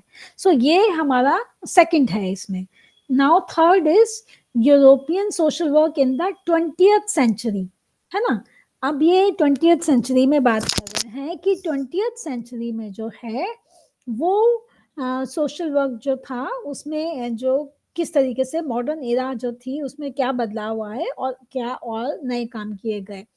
सो मॉडर्न एरा का इन्होंने बोला कि ये एक समय मतलब जो था वो बदल रहा था, कि लोग जो थे वो गांव में भी रह रहे थे, इंडस्ट्रियल और अर्बन लाइफ जो थी वो भी बदल रही थी, और यहाँ देखा गया कि क्या चीज़ों की जो ज़्यादा ज़रूरत ऐसे देखी गई कि क्या था, करेक्टरिस्टिक्स क्या थे, कि प्रोग्रेस, साइंटिफिक रीजनिंग और एनलाइटन करना, थिंकिंग को में बदलाव लाना, इन चीज़ों के ऊपर भी जो था जोर डाला जा रहा था कि किस तरीके से ये सब चीज़ों में हम लोग बदलाव ला सकते हैं। तो यहाँ पे कैपिटलिज्म और सोशलिज्म जो थे, है ना, उसमें पॉलिटिकल इकोनॉमिक मैकेनिज्म जो थे उसको रिजॉल्व करने के लिए कि सोशल प्रॉब्लम्स जो हैं, इग्नोरेंस है, पता नहीं है कहाँ जाना है, क्या करना है, पॉवर्टी है, इनसिक्योरिटी है, वायलेंस है, तो ये जो समय था यहाँ पे इन इश्यूज को भी दिमाग में रखते हुए काम करने के बारे में सोचा गया। अच्छा, इसमें है कि इसमें देखा गया कि पीरियड ये जो हमारा वर्ल्ड वॉर 2 वाला जो पीरियड था उसमें उसकी वजह से भी सोशल लेजिस्लेशन प्रोग्राम्स डिजाइन किए गए ताकि वो जो जायंट प्रॉब्लम्स हैं, जो इन्होंने शब्द यूज किया जायंट प्रॉब्लम्स क्या है, वांट, हमें कुछ चाहिए, इच्छा हमारी, डिजीजेस, है ना, इग्नोरेंस, पता ही नहीं है कुछ भी, स्क्वेलर मतलब गंदगी, या आइडलनेस, बिल्कुल कुछ नहीं करने वाले लोग जो हैं, ये जो 5 इश्यूज 5 प्रॉब्लम्स जो हैं वो मानी गई, उनको जायंट वर्ड यूज किया गया, जिसके ऊपर जो था काफी काम करने के बारे में सोचा गया। तो मेन इसका जो एम था वो था एंड करना सोशल इनइक्वालिटी, कि बहुत ज्यादा जो इनइक्वालिटी चल रही है उसको किस तरीके से जो है वो कम किया जा सकता है या खत्म किया जा सकता है। Task of social work would be to pick up the small number of people, है ना, जो कि बहुत वो हो गए थे, जिनको मदद नहीं मिल रही थी, तो उनको वेलफेयर के नेट में कैसे लाया जाए और उनको कैसे rehabilitate as a citizen of the country, एक किसी देश का नागरिक होने के नाते उनको किस तरीके से मदद दी जा सकती है, वो किस तरीके से आगे बढ़ सकते हैं। तो इस चीज के ऊपर जो था वो काफी इसमें फोकस दिया गया। इसमें फिर है कि 1979 में भी एक जो गवर्नमेंट इलेक्ट हुई यूके में, जिसमें जो प्राइम मिनिस्टर थी, हमने नाम सुना हुआ है सबने, मार्गरेट थैचर। सो मार्गरेट थैचर के टाइम में भी जो था वो काफी काम किया गया, कि उसमें ये था कि हर एक इंडिविजुअल सिटीजन जो है वो रिस्पॉन्सिबल है अपने खुद के वेलफेयर के लिए। उसमें इस चीज पे भी काफी जोर डाला गया कि हर इंसान की अपनी भी जिम्मेवारी है, कि वो अपनी रिस्पॉन्सिबिलिटी हो कि वो कैसे उनका खुद का वेलफेयर होना चाहिए। क्या क्या तो थैचर ने किया कि इकोनॉमिक और वेलफेयर पॉलिसीज बनाई, है ना, कि जो भी सफरिंग है लोगों की उसको हम किस तरीके से कंट्रोल कर सकते हैं, जो भी चैलेंजेस हैं उन पे ऊपर किस तरीके से काम किया जा रहा है। तो जो उस समय जो सोशल वर्कर्स थे उन्होंने इसमें काफी काम किया, जिसमें इन्होंने लिखा हुआ है कि इकोनॉमिक डिक्लाइन करना, इकोनॉमिक कम्पिटिटिवनेस को, है ना, रेसिज्म के ऊपर काम किया, फिर उन्होंने चाइल्ड अब्यूज पे काम किया, फिर उन्होंने फेमिनिस्ट क्लेम करने पे उस पर काम किया, डिसेबल्ड पीपल के साथ काम किया। तो इस तरीके से इस समय में ये जो समय था या जो आज का मतलब उसके बाद से जो अभी तक का कॉन्टिन्यूटी में जो टाइम चल रहा है उसमें इस तरीके के कामों के बारे में सोचा गया है। सो मेनली हम लोग सबने मार्गरेट थैचर का नाम लिया हुआ है, तो उसने भी अपने तरीके से इस सेक्टर में जो है वो काफी हद तक बदलाव लाने के एफर्ट्स जो थे वो शुरू किए। अब इसमें ही है कि सोशल वर्क इन ए पोस्ट मॉडर्न सोसाइटी। तो पोस्ट मॉडर्न सोसाइटी की जब हम बात करते हैं तो ये इसको मानते हैं 1940 के बाद से अभी तक, कि 1940 से आज तक, मतलब अब जो इस समय की जब ये बात करते हैं तो इसका मतलब यहाँ पे जो मेजर फोकस डाला जा रहा है वो ग्लोबलाइजेशन पे डाला जा रहा है। मतलब भूमंडलीकरण जिसको हम हिंदी में बोलते हैं, कि जो हम लोग आज के समय में हम इंडिया में हम लोग अपने देश में रह रहे हैं और हम बहुत सालों से ये तो हम लोग सब ऑब्जर्व कर रहे हैं कि अब के जो पुराने जमाने में हमने कभी देखा नहीं था, किया था, आज के समय में जो हम जी रहे हैं तो ग्लोबलाइजेशन के ऊपर काफी एम्फेसिस डाला जाता है, काफी जोर डाला जाता है कि हम लोग हर तरीके से किसी ना किसी ढंग से एक दूसरे के ऊपर इंटरडिपेंडेंट है ना। तो इसमें है कि इसमें भी लिखा गया कि कोई भी no country can act in isolation. कोई भी कंट्री आज के टाइम में कोई भी एक कंट्री अपने आप को सेल्फ सफिशिएंट नहीं कह सकती, कि उसको किसी चीज के लिए दूसरे देश की या दूसरे देश से मदद की जरूरत नहीं है। हम लोग हर तरीके से एक दूसरे पे डिपेंडेंट हैं। कितनी चीजें हमारे देश में बाहर से आ रही हैं, कितनी ही चीजें हमारे देश की बाहर के देशों में यहाँ से निर्यात, वो जो हम बात करते हैं इंपोर्ट एक्सपोर्ट की, तो वो चीजें होती हैं ना। तो इसका मतलब आज के टाइम में ग्लोबलाइजेशन ने ये हमें सिखा दिया कि कोई भी देश अपने आप को, whether it is US, whether it is Europe, और हम आगे भी जब और बाकी कंट्रीज की भी बात करेंगे, कोई भी कंट्री, कोई भी जो है वो अपने आप को सेल्फ सफिशिएंट नहीं कह सकता। वो किसी ना किसी तरीके से दूसरे देशों के ऊपर निर्भर करता है ना। तो बहुत जो for many countries outside Europe और नॉर्थ अमेरिका, ग्लोबलाइजेशन जो था उसका एक्सपीरियंस था वो एक जो कॉलोनाइजेशन जो हम वर्ड करते हैं कि एक अपने आप में छोटी छोटी कॉलोनियां बन गई, तो उससे जो वेस्टर्नाइजेशन वाला जो कल्चर है या अमेरिकनाइजेशन वाला जो कल्चर है, इसके ऊपर काफी अहम दिया गया, काफी चीजों पे हम देखते हैं, क्योंकि यूएस है या यूरोप में जो है, मतलब ये अधिकतर डेवलप्ड कंट्रीज मानी जाती हैं, तो बहुत बार बहुत चीजों के लिए हम लोग इन पे डिपेंड करते हैं। तो ये चीज देखने को मिली कि ये ग्लोबलाइजेशन ने इस चीज पे काफी फोकस डाला कि हम कैसे एक दूसरे के ऊपर जो है वो डिपेंड करते हैं बहुत सी बातों के लिए, बहुत सी चीजों के लिए। हाँ, यहाँ पे इन्होंने यही कहा कि ग्लोबलाइजेशन जो है वो एक ऐसी एक्सटेंट तक इंडिविजुअल की सोसाइटीज में कि वो no longer determine their own fate, अपने आप का अपना फेट जो है वो डिसाइड नहीं कर सकते हैं, है ना। जो भी नागरिक हैं वो बिना किसी मजबूरी के उनको दूसरी जगह से कोऑपरेशन की जरूरत होती है, फोर्सेस की जरूरत होती है, कहीं ना कहीं किसी तरीके की मदद की जरूरत होती है, जो कि हमने कि डेवलप्ड कंट्रीज और डेवलपिंग कंट्रीज जो नेशंस हैं उनके बीच में भी एक अच्छे रिलेशनशिप बने, इस चीज के ऊपर जो है इस समय में ज्यादा फोकस दिया गया। सो विद दिस हम हमारे सेकेंड यूनिट को खत्म करते हैं। अब हम बात करेंगे थर्ड यूनिट की। तो जो थर्ड यूनिट है वो है history of social work in Asia Pacific 1। सो यहाँ हम बात करेंगे कि यहाँ बात किया गया कि जो हमारा डिसिप्लिन है सोशल वर्क का, है ना, ये पहले चैरिटी बेस्ड ट्रेडिशन से एक ऑटोनोमस फॉर्मेशन बन गया। ऑटोनोमस मतलब स्वयं, ये स्वायत्त, है ना। एक हिंदी में इसका वर्ड मैंने देखा स्वायत्त बोला गया, मेरे को प्रोनाउंस भी ठीक से करना आता है या नहीं पता नहीं। तो एक अपना मतलब ऑटोनोमस प्रोफेशन जो है वो आज की डेट में सोशल वर्क बन चुका है ना। ये इसमें जो है कि और यहाँ पे भी इन्होंने यही शुरू किया कि सोशल वर्क जो तो प्रोफेशन है, इसका जो ये जो बना, इसकी जो स्थापना की गई, इसकी जो शुरुआत की गई वो यूरोप से की गई, है ना। तो यूरोप में इसके बारे में ज़्यादा पहले से शुरू किया गया और यूरोप से अमेरिका में भी इसको कंसीडर किया गया और फिर धीरे धीरे हर देश में इसके बारे में बात की गई। फिर इन्होंने यहाँ पे लिखा कि Amsterdam institute of social work training at Netherlands started, पहला 2 साल का कोर्स जो शुरू किया गया था सोशल वर्क इन यूरोप जो था वो 1899 में किया गया, है ना। फिर यहाँ पे लिखा गया कि एक समर स्कूल ऑफ फिलैंथ्रोपी जो कोर्स था वो पहले 6 हफ्ते की ड्यूरेशन के लिए शुरू किया गया न्यूयॉर्क में। फिर वो जो हम चैरिटी ऑर्गेनाइजेशन सोसाइटी की बात कर रहे हैं, वहां से इंस्पिरेशन लेकर के मैरी रिचमंड ने एक प्रोग्राम स्टार्ट किया था 1898 में यूएसए में, है ना, जिसमें professional education and social work के बारे में बात की गई। सो 1910 से पहले वो कहते हैं कि professional schools for training in social work जो था वो एस्टेब्लिश हुई 5 यूएस की सिटीज में। वो 5 सिटीज कौन सी हैं? Boston, Chicago, Missouri, New York and Philadelphia. यहाँ पे इन्होंने लिखा कि ये शुरू किया गया।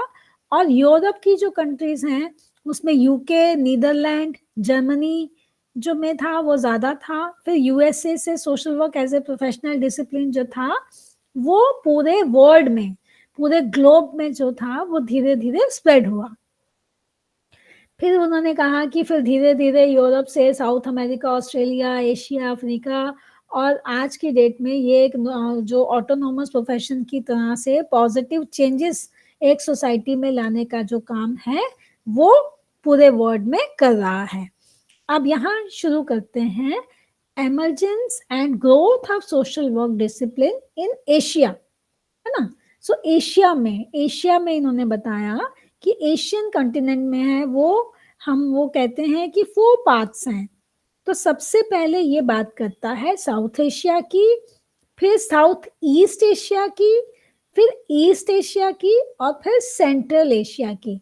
तो अब हम जो पढ़ना शुरू करेंगे वो हम इन जो ये जो 4 हमारी अलग अलग टर्म्स हैं इनको देखते हुए हम इसके बारे में पढ़ना शुरू करेंगे। जब हम साउथ एशिया की बात करते हैं तो हम लोगों को सबको पता है साउथ एशिया के अंदर, I think we all probably know about this, हम सब जानते होंगे मोर और लेस कि साउथ एशिया की हम कंट्रीज की बात करते हैं तो सार्क जो वर्ड है ना हम लोग काफी यूज करते हैं, SAARC, सार्क कंट्रीज जो हैं जिसमें इंडिया, पाकिस्तान, बांग्लादेश, श्रीलंका, नेपाल, भूटान एंड मालदीव आती हैं, है ना। हमारी होती है ना ये सार्क कंट्रीज की मीटिंग भी होती है, डिस्कशंस भी होती हैं, बहुत बार हम सुनते हैं कि सार्क की मीटिंग्स चल रही हैं सार्क, तो सार्क में ये 7 कंट्रीज आती हैं, मतलब it is mainly the 7 countries. So I am repeating the 7 countries, ये हम लोग सब लोग पढ़ लेंगे इसमें से भी, और अदरवाइज भी हम लोगों को पता है कि ये आती हैं इंडिया, पाकिस्तान, बांग्लादेश, श्रीलंका, नेपाल, भूटान एंड मालदीव्स, है ना। तो यहाँ इन्होंने लिखा सबसे पहले कि बांग्लादेश, श्रीलंका और इंडिया में तो फिर भी मतलब ये मानी जाती हैं कंपैरेटिवली डेवलप्ड। जब हम इन 7 कंट्रीज की बात करते हैं तो बांग्लादेश, श्रीलंका और इंडिया कंपैरेटिवली डेवलप्ड कंट्रीज थी, ये 3 कंट्रीज कंपैरेटिवली डेवलप्ड मानी जाती हैं, है ना। तो सबसे पहले इन्होंने बांग्लादेश के बारे में बात किया कि बांग्लादेश बेसिकली जो था ये एक नया डिसिप्लिन है, सोशल वर्क जो है एक नया डिसिप्लिन है। बेसिकली बांग्लादेश तो पाकिस्तान के रेजिम से ही बना हुआ है, तो इसमें इसकी जो डेवलपमेंट की शुरुआत हुई 1950 से ज़्यादा शुरुआत की गई इसमें। तो यहाँ पे इंडस्ट्रियलाइजेशन, जो urbanisation, mushrooming of slum areas, landlessness और जो किस तरीके से स्पीडी ग्रोथ ऑफ पॉपुलेशन है, इन सब फैक्टर्स को ध्यान में रखने की बात की गई। इसके जो 2 इम्पॉर्टेंट एस्पेक्ट्स जो ये बांग्लादेश में देखे गए, ये था कि एक तो जरूरत थी कि नीड फॉर साइंटिफिक डायरेक्शन, कि किस तरीके से हम सॉल्यूशन ले पाएं कि एक्यूट या जो हमारी एक्यूट सोशल प्रॉब्लम्स हैं उसमें हम कैसे साइंटिफिक तरीके से बदलाव ला सकते हैं, और जो प्रोफेशनल लीडर्स हैं उनको किस तरीके से मदद करें कि वो गाइड करें या प्रोग्राम्स ऐसे डेवलप करें कि जो एग्जिस्टिंग सोशल वेलफेयर सर्विसेज हैं उसमें सुधार ला सके, उसमें कुछ चेंजेस किए जा सके। फिर यहाँ पे बात की गई कि इनका जो फर्स्ट इनिशिएटिव था साइंटिफिक सोशल वर्क एजुकेशन का सॉरी, उन्होंने सोशल वर्क का 3 महीने का जो कोर्स स्टार्ट किया था वो ईस्ट पाकिस्तान, जिसको बांग्लादेश हम कहते हैं, 1953 में शुरू किया गया था। फिर 1955-56 में professional education in social work जो था वो इंट्रोड्यूस 9 मंथ्स का जॉब ट्रेनिंग कोर्स जो था वो कम्युनिटी डेवलपमेंट में और मेडिकल सोशल वर्क में शुरू किया गया था, urban community development project Dhaka में, है ना। फिर 1957 में इन्होंने बोला कि 9 महीने वाला जैसे वो कोर्स अगर कोई खत्म कर ले तो एक उन्होंने एक स्कूल ऑफ सोशल वर्क जो था वो ढाका यूनिवर्सिटी में जो था उसको शुरू करने की बात की गई।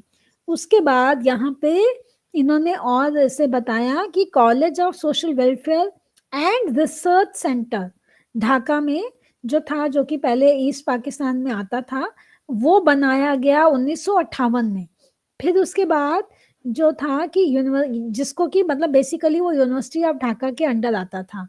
फिर 1973 में भी, है ना, उन्होंने उसको मर्ज कर दिया, एकेडमिक प्रोग्राम्स जो थे वो यूनिवर्सिटी ऑफ ढाका के अंदर थे, जिसको इन्होंने रीनेम किया institute of social welfare and research, है ना, उसका नाम दिया, और वहां पे इस तरीके के कोर्सेज को सिखाना शुरू किया। ये आप ये कहते हैं now there are now 3 programs professional social work training Bangladesh में जो दी जाती है उसमें वो 3 तरह के प्रोग्राम्स दे रहे हैं, और इंस्टीट्यूट ऑफ जो है social welfare and research eight Dhaka university, वो 3 साल का जो BA honours degree in social work है और 2 साल का MA degree of social welfare course है, इन सब चीज़ों के बारे में जो है यहाँ बांग्लादेश में काम शुरू हुआ। उसके बाद आता है श्रीलंका। तो श्रीलंका जो था वो पहले सेलोन के नाम से भी जाना जाता था, है ना, और इसको जो था ब्रिटिश कॉलोनी के अंदर ये पहले आता था, और इनको जो पॉलिटिकल इंडिपेंडेंस मिली थी वो 1948 में मिली थी, है ना। तो उसके बाद इनका ये दिखाया गया कि यहाँ पे श्रीलंका का जो प्रोफेशनल सोशल वर्क का जो काम था वो बहुत स्लो था। उसके उन्होंने 3 कारण मेनली बताए कि वहां पे श्रीलंका में ये जो सोशल वर्क प्रोफेशन था वो इतना स्लो क्यों होता था, क्योंकि ये था कि ये वेलफेयर स्टेट है, तो वेलफेयर स्टेट की ही जिम्मेवारी है लोगों की मदद करना, है ना, तो इस तरीके से काम करना। दूसरा इन्होंने बोला कि रिलीजियस जो रूफ मतलब जो हमारे धर्म है उनकी ड्यूटी ज्यादा है लोगों की मदद करना, तो इस तरीके की थॉट जो थी वो मानी जाती थी। और तीसरा था कि सोशल रूट्स हैं कि जो फैमिली सिस्टम है, जो फैमिली है उसकी जिम्मेवारी है अपने घर में अपने जो परिवार के लोग हैं उनकी मदद करना अलग अलग तरीके से। तो इस वजह से बहुत ज्यादा जो था सोशल वर्क प्रोफेशन यहाँ पे इतना ज्यादा एस्टेब्लिश नहीं था पहले, जो कि इसमें लिखा है कि सेलोन मतलब सेलोन जैसे कहा जाता है कि श्रीलंका पहले नाम पुराना नाम था, तो Ceylon institute of social work जो एस्टेब्लिश किया था वो 1952 में किया था, है ना। तो 1952 में इसको शुरू किया। फिर एक स्कूल स्टार्ट किया गया जिसने 2 साल का full time diploma in social work में जो शुरू किया, वो 78 में 1978 में जो था उसको शुरू किया गया। फिर इसको जो था फाइनली इसको अपग्रेड करके national institute of social development का नाम दे दिया गया। सो इस तरीके से जो था वो श्रीलंका के अंदर भी जो है सोशल वर्क प्रोफेशन को धीरे धीरे से अपना नाम मिला। उसके बाद इंडिया, जब हम इंडिया की बात करते हैं तो इंडिया का जो प्रोफेशनल सोशल वर्क है वो मेनली यूके से आया और यूएसए से आया, है ना। तो हमारा जब इसकी बात करते हैं तो इसमें है कि यूनिवर्सिटी ग्रांट कमीशन ने क्लेम किया कि social service league of Bombay है उसको क्रेडिट दिया गया कि उन्होंने पहले शॉर्ट टर्म ट्रेनिंग कोर्सेज के बारे में बात की 1920 में, है ना, कि किस तरीके से वॉलंटरी वर्कर के थ्रू कुछ सोशल वेलफेयर एक्टिविटीज की जाए और क्या क्या किया इस तरीके से दिया जाए। यहाँ हम लोगों को पता भी होना चाहिए कि यहाँ ये बात कर रहे हैं, जो आप लोगों का MSW2 का पेपर है उसमें भी आप इसके बारे में और भी पढ़ोगे।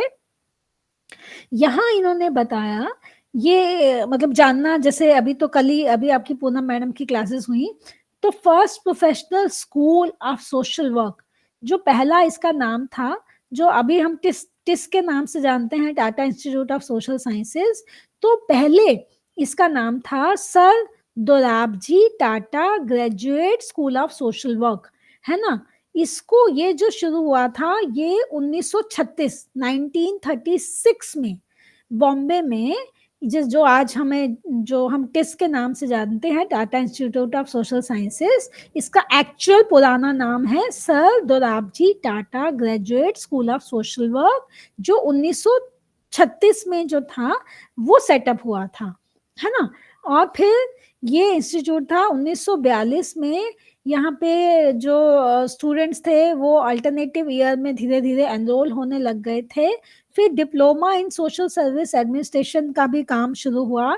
फिर 1964 में ये जो Tata institute of social sciences जिसको हम टिस बोलते हैं, ये एक डीम्ड यूनिवर्सिटी बन गई, है ना, अंडर यूनिवर्सिटी ग्रांट कमीशन के अंडर ये अपने आप में एक कंप्लीट यूनिवर्सिटी बन गई, है ना। इसको एक यूनिवर्सिटी का स्टेटस मिल गया 1964 के अंदर, जो 1936 में ये बना और 1964 में इसको एक अपने आप में यूनिवर्सिटी का स्टेटस मिल गया।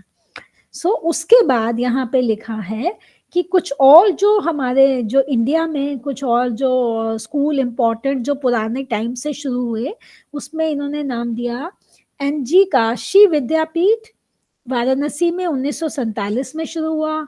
फिर college of social services Gujarat Vidyapith शुरू हुआ अहमदाबाद में, ये भी 1947 में हुआ। फिर Delhi school of social work जो शुरू हुआ, है ना, ये 1948 में शुरू हुआ। Baroda school of social work जो था वो 1949 में शुरू किया। सो इमेजिन कि जब हम लोग आजाद हुए 1947 में, सो इन अ वे उससे पहले ही हमारे देश में social work as a profession के कोर्स को स्टार्ट किया गया, है ना। बट जबकि आज के टाइम में भी मुझे लगता है कि हमारे देश में मतलब बहुत कम लोग हैं जो social work as a profession को समझते हैं। अगर हम आज भी मतलब मैं अभी इससे हटके बात कर रही हूँ 2 मिनट के लिए, अगर आज के टाइम में भी अगर मैंने 1990 में किया था और आज 33-34 साल हो गए, मुझे 33 साल से ज्यादा 34 साल होने वाले हैं ये BSW MSW किए हुए, और मतलब वो टाइम और आज के टाइम में भी मैं देखती हूँ, आज भी अगर मैं बोलूँ MSW तो बहुत कम लोग हैं जो MSW समझते हैं अच्छा ऐसा भी कोई कोर्स होता है। आज भी ये प्रक्रिया देखने को सुनने को मिलती है कि जबकि जब हम पढ़ते हैं तो हम देख रहे हैं कि इसकी शुरुआत 1936 से हुई है ना, मतलब जो एक कॉलेज स्टार्ट हुआ और फिर उसको यूनिवर्सिटी का नाम दे दिया गया 1964 में। हाँ, हम इतने पुराने समय से बात कर रहे हैं और अभी हम जितनी भी ये काशी विद्यापीठ या जो हम गुजरात की विद्यापीठ या अहमदाबाद और ये Delhi school of social work की बात कर रहे हैं, ये सब कितनी पुरानी यूनिवर्सिटीज हैं, बट स्टिल है ना, आज भी कहीं ना कहीं इस प्रोफेशन की इतनी वैल्यू हमारे देश में अभी भी नहीं है, वो हमारी कहीं ना कहीं कमी है। But anyway we have to accept it and we all need to make efforts कि हम इस सिस्टम को कैसे बदल सकते हैं और कैसे इम्प्रूव कर सकते हैं इस सोच को, है ना। अच्छा, अब इसमें है कि in order to enrich social work curriculum को में मतलब अच्छा बदलने के लिए इसकी review committee of social work education 1965 में सबसे पहले बनाई गई। फिर second review committee of social work जो एजुकेशन थी वो 1980 में आई और जो थर्ड रिव्यू कमेटी बनाई गई वो 1999 में बनाई गई। हाँ, जो यूजीसी जो यूनिवर्सिटी ग्रांट कमीशन है उसके अंडर ही था, जिसका काम था कि इसमें देखना कि किस तरीके के हम इस जो सोशल वर्क प्रोफेशन है इसमें क्या क्या बदलाव चेंजेस ला सकते हैं, क्या क्या इम्प्रूव कैसे कर सकते हैं। तो इसके ऊपर जो है वो काम किया गया। अब आता है साउथ ईस्ट एशिया, है ना। अभी हमने बात किया साउथ एशिया की जिसमें हमारी कंट्रीज जो 7 कंट्रीज के बारे में बात की। अब हम बात कर रहे हैं साउथ ईस्ट एशिया की। सो साउथ ईस्ट एशिया में कौन सी कंट्रीज आती हैं, है ना। तो साउथ ईस्ट एशिया में जो आती हैं वो Cambodia, Indonesia, Laos, Myanmar, Malaysia, Philippines, Singapore, Thailand, Vietnam, है ना। इस तरीके से ये कंट्रीज जो हैं वो साउथ ईस्ट एशिया में आती हैं। तो यहाँ पे थोड़ा थोड़ा सा इन्होंने हर एक देश को थोड़ा थोड़ा कवर किया है। तो मैं इन शॉर्ट, क्योंकि हमारा मतलब एक क्लास में हमें पूरा एक यूनिट को कवर करना है, तो बेसिक मैं आप लोगों से जो बात कर पाऊंगी जरूर कोशिश करूंगी समझाने की। एक चीज जो इंडोनेशिया के बारे में है वो मुझे नहीं पता हम में से कितने लोगों को पता है कि हम मतलब वर्ल्ड में इंडोनेशिया जो है पॉपुलेशन के अकॉर्डिंग 4th नंबर पे आती है ना। सबसे पहले नंबर पे तो अब हम इंडिया आ गया, जो चाइना फर्स्ट था वो अब सेकंड हो गया। इंडिया ने तो बाजी मार ली है एक काम में, है ना, पॉपुलेशन में। तो इंडिया नंबर 1 पे हो गया, फिर चाइना हो गया, फिर यूएस आता है, यूनाइटेड स्टेट्स ऑफ अमेरिका आता है, और चौथे नंबर पे इंडोनेशिया आता है। और इंडोनेशिया की बेसिकली जो पॉपुलेशन है वो 24 करोड़ के आसपास है ना। तो 24 करोड़ की पॉपुलेशन के हिसाब से इंडोनेशिया जो है वो 4th नंबर की कंट्री है एज पर पॉपुलेशन हमारे वर्ल्ड में। ठीक है, ये एक इम्पॉर्टेंट इशू है। तो इसमें ये है कि यहाँ पे जो लोग हैं अराउंड 88% जो लोग हैं वो मुस्लिम्स हैं, और बाकी अलग अलग कैथलिक्स और प्रोटेस्टेंट वट रोमन कैथलिक्स हैं, प्रोटेस्टेंट्स हैं, बुद्धिस्ट हैं, दूसरी कम्युनिटीज के दूसरे रिलीजन के जो लोग हैं वो बहुत कम है। बट मेजर पॉपुलेशन इंडोनेशिया की 88% जो है वो मुस्लिम लोगों की है। तो इंडोनेशिया में जो सोशल वर्क है उसका में भी जो काम जो था वो सोशल प्रॉब्लम्स को दूर करने के बारे में सोचा गया था। और यहाँ पे मिनिस्ट्री ऑफ सोशल अफेयर्स जो था उसने इनिशिएट किए कुछ ऐसे प्रोग्राम्स को बताना जो सोशल प्रॉब्लम्स के इशू को देख सकें। तो वहाँ पे वॉलंटरी सोशल वर्कर्स जो था वो भी, जो कोई एजुकेशन जिनकी बैकग्राउंड नहीं थी वो लोग काम कर रहे थे। फिर फंक्शनल सोशल वर्क जो सिविल सर्वेंट्स थे वो लोग भी इसके ऊपर काम करते थे। फिर प्रोफेशनल सोशल वर्कर्स जो थे वो लोग भी इस फील्ड में काम करते थे।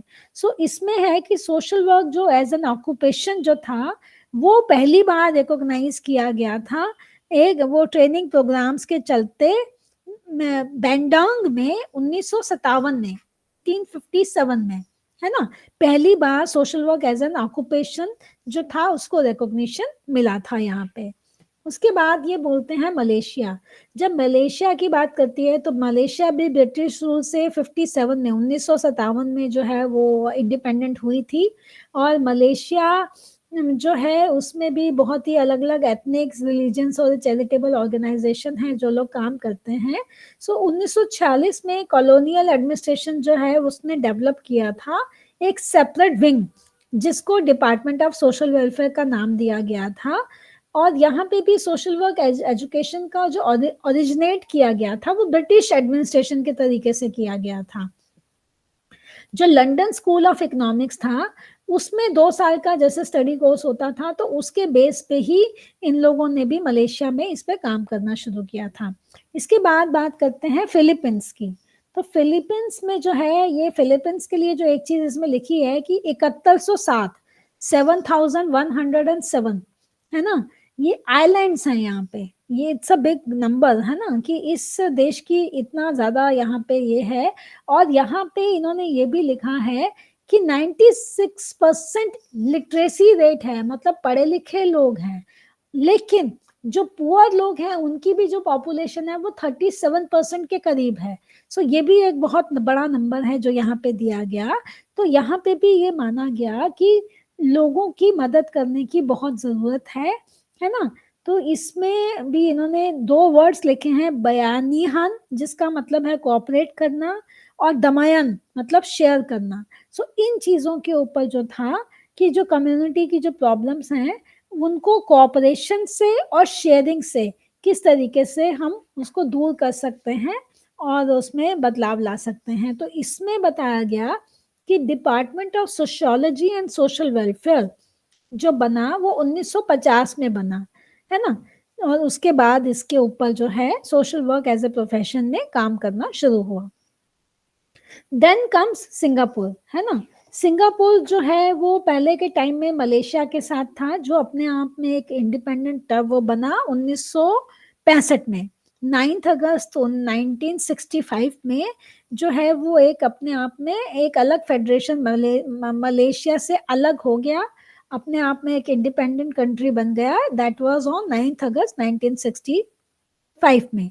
सिंगापुर के लिए ये चीज बहुत मशहूर है कि सिंगापुर की जो जीडीपी है वो एशिया में हाईएस्ट है पर कैपिटा जीडीपी है ना। सेकंड हाईएस्ट नंबर पे आती है, पहले नंबर पे जापान आता है और सेकंड नंबर पे जो जीडीपी की हम बात करते हैं वो आती है जापान के बाद आता है सिंगापुर का number. Singapore is always famous for that कि सिंगापुर की में जो हैं वो बहुत अच्छे तरीके से रहते हैं। सिंगापुर के लोगों को दिक्कतें कंपैरेटिवली कम है, वहां पे ये इश्यूज कंपैरेटिवली कम है। यहाँ का भी जो लिटरेसी रेट है वो 95% है, जो अपने आप में एक मतलब इट्स लाइक अ फुल है ना। 95% लिटरेसी रेट होना एक अपने आप में बहुत बड़ी बात है। तो ये एक इसमें लिखा गया कि एक बहुत इंपॉर्टेंट एस्पेक्ट को माना गया है। यहाँ पे बोला गया कि Singapore association of social workers जो था उसको एमर्ज किया गया 1970 में। ज्यादा इनका शुरुआत की गई, पहले से थोड़ा बहुत हो रहा था काम, बट मेनली 1970 में Singapore association of social workers जो है वो एमर्ज हुआ, जिसने काम करना शुरू किया जो था जो भी प्रोफेशनल स्टैंडर्ड्स और एप्लीकेशंस को, प्रिंसिपल्स, नॉलेज, जो भी हमारे एथिक्स हैं, जो स्किल्स हैं जिसकी ज़रूरत होती है वहाँ के लोगों की कुछ भी प्रॉब्लम्स को दूर करने के लिए, तो उसके अकॉर्डिंगली काम करना शुरू हुआ गया। उसके बाद यहाँ मैं बात करूंगी थाईलैंड की। तो थाईलैंड जो है, थाईलैंड की पॉपुलेशन 6 करोड़ के 6.5 करोड़ के आसपास लिखी है ना। और यहाँ पे इन्होंने बोला कि सोशल वर्क को बहुत समय तक निग्लेक्ट किया गया। थाईलैंड में सोशल वर्क के बारे में ज़्यादा कभी नहीं सोचा गया पहले है ना। उनको कभी सोशल वर्क प्रोफेशन एक फॉर्मल एजुकेशन सिस्टम की जरूरत नहीं महसूस हुई। ये 97 में और उसके बाद कुछ ऐसे लोकल लॉज बने जिसमें इस चीज को डाला गया कि सोशल वर्क की भी एक प्रोफेशन की जरूरत है ना। फिर वो धीरे धीरे डेवलप किया गया। उसके बाद वियतनाम में इन्होंने बोला, वियतनाम जो कंट्री है उसने बहुत फेमिनिन, बहुत वहाँ पे इस तरीके की दिक्कतें जो थी आती थी पहले कि जैसे ये मिडल जो 1980 में ना काफी वहां पे इस तरीके के फैमिन्स आए, है ना, तो उन्होंने इस को देखा कि किस तरीके से जो प्रॉब्लम्स आ रही हैं उसको दूर करने के लिए 1986 से उन्होंने उसमें प्रोग्रेस कैसे हम ला सकते हैं उसके बारे में काम करना शुरू किया।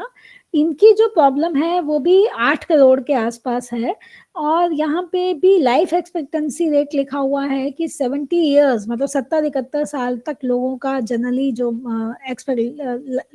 जीने की उम्र है वो इतनी मानी जाती है। और 20% लोग इन्होंने बोला कि पॉवर्टी स्ट्रिकन लोग हैं यहाँ पे जो वियतनाम में रहते हैं। इस तरीके की बारे में इसमें यहाँ पे लिखा गया। और फिर यहाँ पे भी जो स्कूल ऑफ सोशल वर्क को था वो इन्होंने एस्टेब्लिश किया था शुरू में 1947 में किया, और फिर यूएनडीपी और यूनिसेफ के और यूएन एजेंसीज के चलते national school of social work जो था वो 1957 में एक पहला डेवलप किया गया, और फिर उसके बाद और हुआ। आगे बात आती है ईस्ट एशिया। ईस्ट एशिया में कौन सी कंट्रीज आती हैं? तो ईस्ट एशिया में चाइना, जापान एंड कोरिया आता है ना। चाइना, जापान और कोरिया आता है। चाइना तो हमें पता है अब पॉपुलेशन में नंबर 2 पे आ गया, हमारे बाद हो गया। तो इसमें लिखा है कि सोशल वर्क जो चाइना में हुआ शुरू वो 1921 में शुरू किया गया। सोशल सर्विस डिपार्टमेंट एस्टेब्लिश किया गया, है ना, जो अमेरिका के बेस पे चलता था, जैसे अमेरिका में था उसके अकॉर्डिंगली किया गया। सोशल वर्क प्रोग्राम जो थे वो एस्टेब्लिश किए गए थे 12 यूनिवर्सिटीज में 1930 तक, है ना। उसके बाद इन्होंने बोला कि कम्युनिस्ट गवर्नमेंट जो एस्टेब्लिश हुई चाइना में वो 1949 में 1949 में हुई, चाइना में एस्टेब्लिश हुई। और इसमें यह है कि China association of social work education, है ना, ये नेशन वाइड एकेडमिक ऑर्गेनाइजेशन बनी जो डेडिकेटेड थी प्रमोट करने के लिए कि professional education in the field of social work की बहुत ज्यादा जरूरत है। फिर इसने लिखा है कि 2002 में, अगस्त 2002 में 90 यूनिवर्सिटीज में कॉलेजेस जो हैं उन्होंने सोशल वर्क का जो कोर्स है उसको शुरू कर दिया गया। ठीक है, दिस इज अबाउट चाइना। फिर जापान है। जापान जो है उसमें उसके भी चेन ऑफ आइलैंड्स हैं, बहुत आइलैंड्स हैं जापान के अंदर, है ना। ये एक हमारी सेकंड बिगेस्ट कम्युनिटी है इकोनॉमी में, है ना। और इसमें कहा जो यहाँ की जो पॉपुलेशन है वो 12-13 करोड़ है लोग जो हैं वो जापान में रहने वाले हैं। इसमें लिखा है कि origin of charitable work in Japan जो है वो रिलीजियस एक्टिविटीज में पहले ज्यादा इसका फोकस रहता था। बुद्धिस्ट जो लोग हैं वो टेम्पल्स में जाकर के गरीब लोगों की अलग अलग तरीके से मदद करने में विश्वास रखते थे। सेंट्रल सोशल वर्क एसोसिएशन जो था वो एस्टेब्लिश हुआ था जापान में 1928 में, है ना। सो 1928 में इसका जो था वो एस्टेब्लिशमेंट किया गया था। फिर Japanese association of schools of social work, उसका एग्जिस्टेंस वो बनाई गई थी 1955 में, है ना।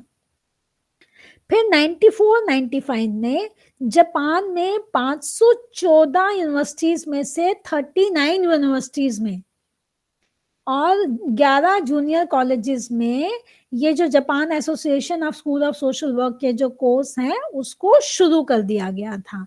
सो ये इम्पोर्टेंट है। उसके बाद बात आती है साउथ कोरिया की। साउथ कोरिया की जो पॉपुलेशन है वो लगभग 5 करोड़ के आसपास है ना। और यहाँ पे भी जो है कि जो उम्र है वो अधिकतर 75-76 साल तक की लाइफ एक्सपेक्टेंसी की एज का लिखा गया है। और यहाँ पे भी बेसिकली जापान का काफी इस पे दबदबा रहा, काफी इन्फ्लुएंस में रहे ये जापान के उससे। इसमें लिखा गया कि कोरिया में सोशल वर्क प्रैक्टिस जो थी वो इंट्रोड्यूस की गई थी 1923 में। जो first modern school of social work institution जो जिसने काम शुरू किया था वो कम्युनिटी वर्क प्रोग्राम शुरू किया गया था।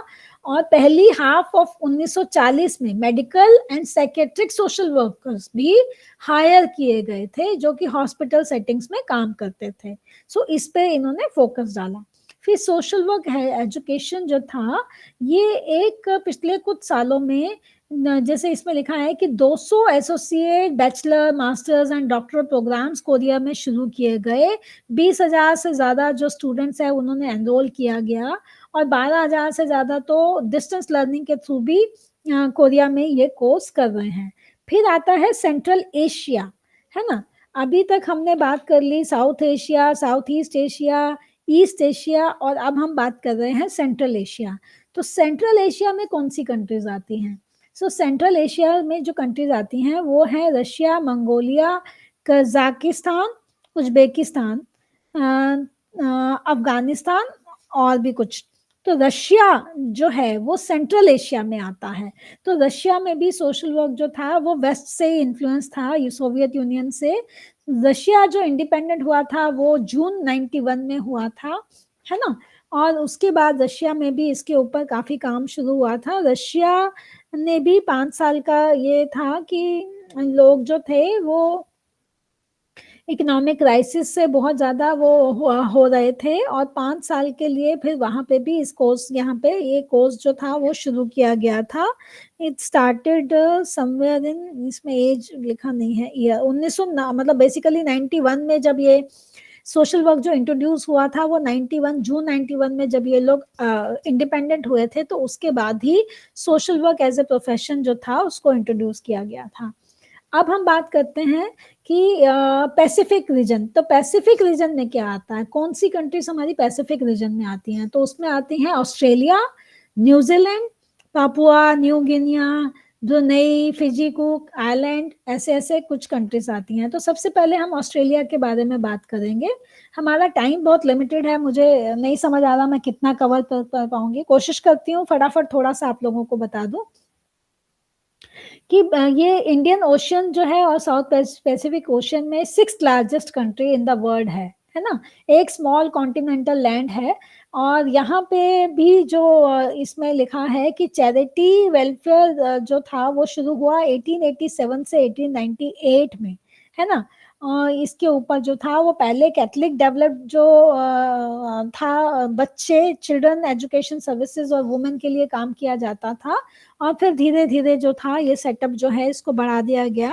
और 1990 की बिगनिंग में भी प्राइवेटाइजेशन ऑफ ह्यूमन सर्विसेज और इंडस्ट्रीज जो था उन्होंने काफी हद तक काम करना शुरू कर दिया। 2004 में number of school of social work काफी बढ़ गए, जो कि इन्होंने लिखा है कि 22 स्कूल्स जो थे वो उस स्कूल ऑफ सोशल वर्क हो गए और उस पर काम काफी करना शुरू किया। फिर न्यूजीलैंड में भी इसमें साउथ ईस्ट ऑस्ट्रेलिया का काफी इसके ऊपर प्रभाव था और यहाँ की जो पॉपुलेशन है वो लगभग 3 करोड़ के आसपास है। और यहाँ पे भी न्यूजीलैंड में भी एसोसिएशन ऑफ सोशल वर्कर्स जो था वो 1964 में जो था वो काफी इसके ऊपर काम शुरू हुआ था। तो यहाँ पे भी डिपार्टमेंट ऑफ सोशल वेलफेयर बनाया गया जो इसके जो अलग अलग तरीके के इश्यूज आते थे उस पर काम करते थे। तो मैं इसको अभी और इसको यहाँ पे हम लोग खत्म कर सकते हैं। 4th यूनिट जो है, 4th यूनिट है कि एशिया पैसिफिक 2।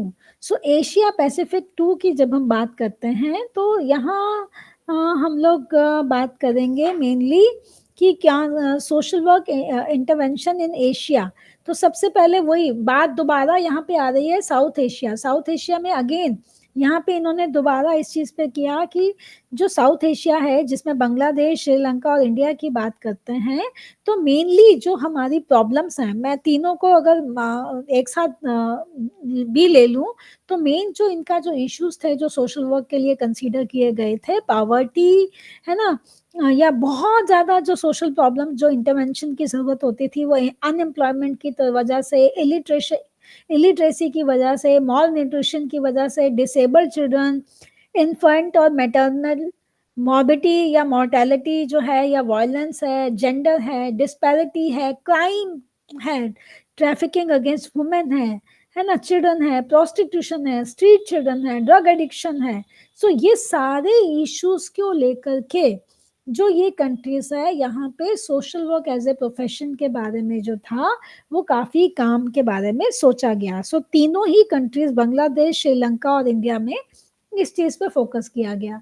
फिर साउथ ईस्ट एशिया जो था, जिसमें इंडोनेशिया, मलेशिया, फिलीपींस आते थे, यहाँ पे भी juvenile delinquency, substance abuse, broken home, street children, child abuse, neglected children, इस तरीके के जो इश्यूज थे इसके ऊपर जो था काफी काम शुरू किया गया। मलेशिया में स्कैन मतलब suspected child abuse and neglect, तो इसके ऊपर जो था काफी काम किया गया। HIV के ऊपर काफी काम यहाँ पे जो था वो शुरू किया गया।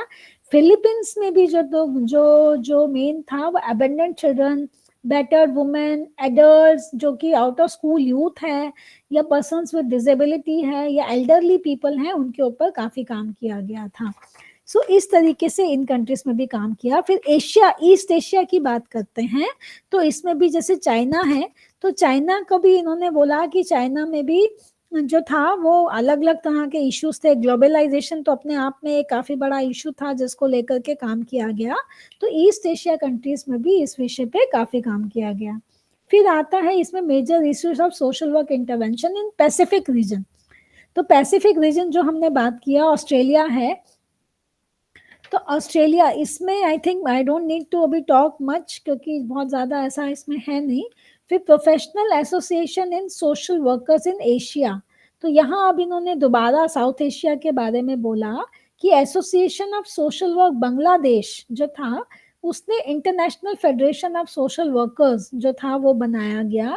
Sri Lanka association of professional social workers जो बनाया गया, और जो मैंने बताया एक national association of professional social workers in India, इसका बहुत बड़ा नाम है, national association of professional social workers in India, और जो था इसने काफ़ी जो है यहाँ पे इसका जो इसने काम शुरू किया वो सितंबर 2004 से किया, और 2005 से काफ़ी एडवांस इन्होंने एजुकेशन ट्रेनिंग प्रैक्टिस जो थी as a professional social work के रूप में जो है एडवोकेसी, रिसर्च, डेवलपमेंट, इस फील्ड में काफ़ी जो काम था उसके बारे में शुरुआत की गई।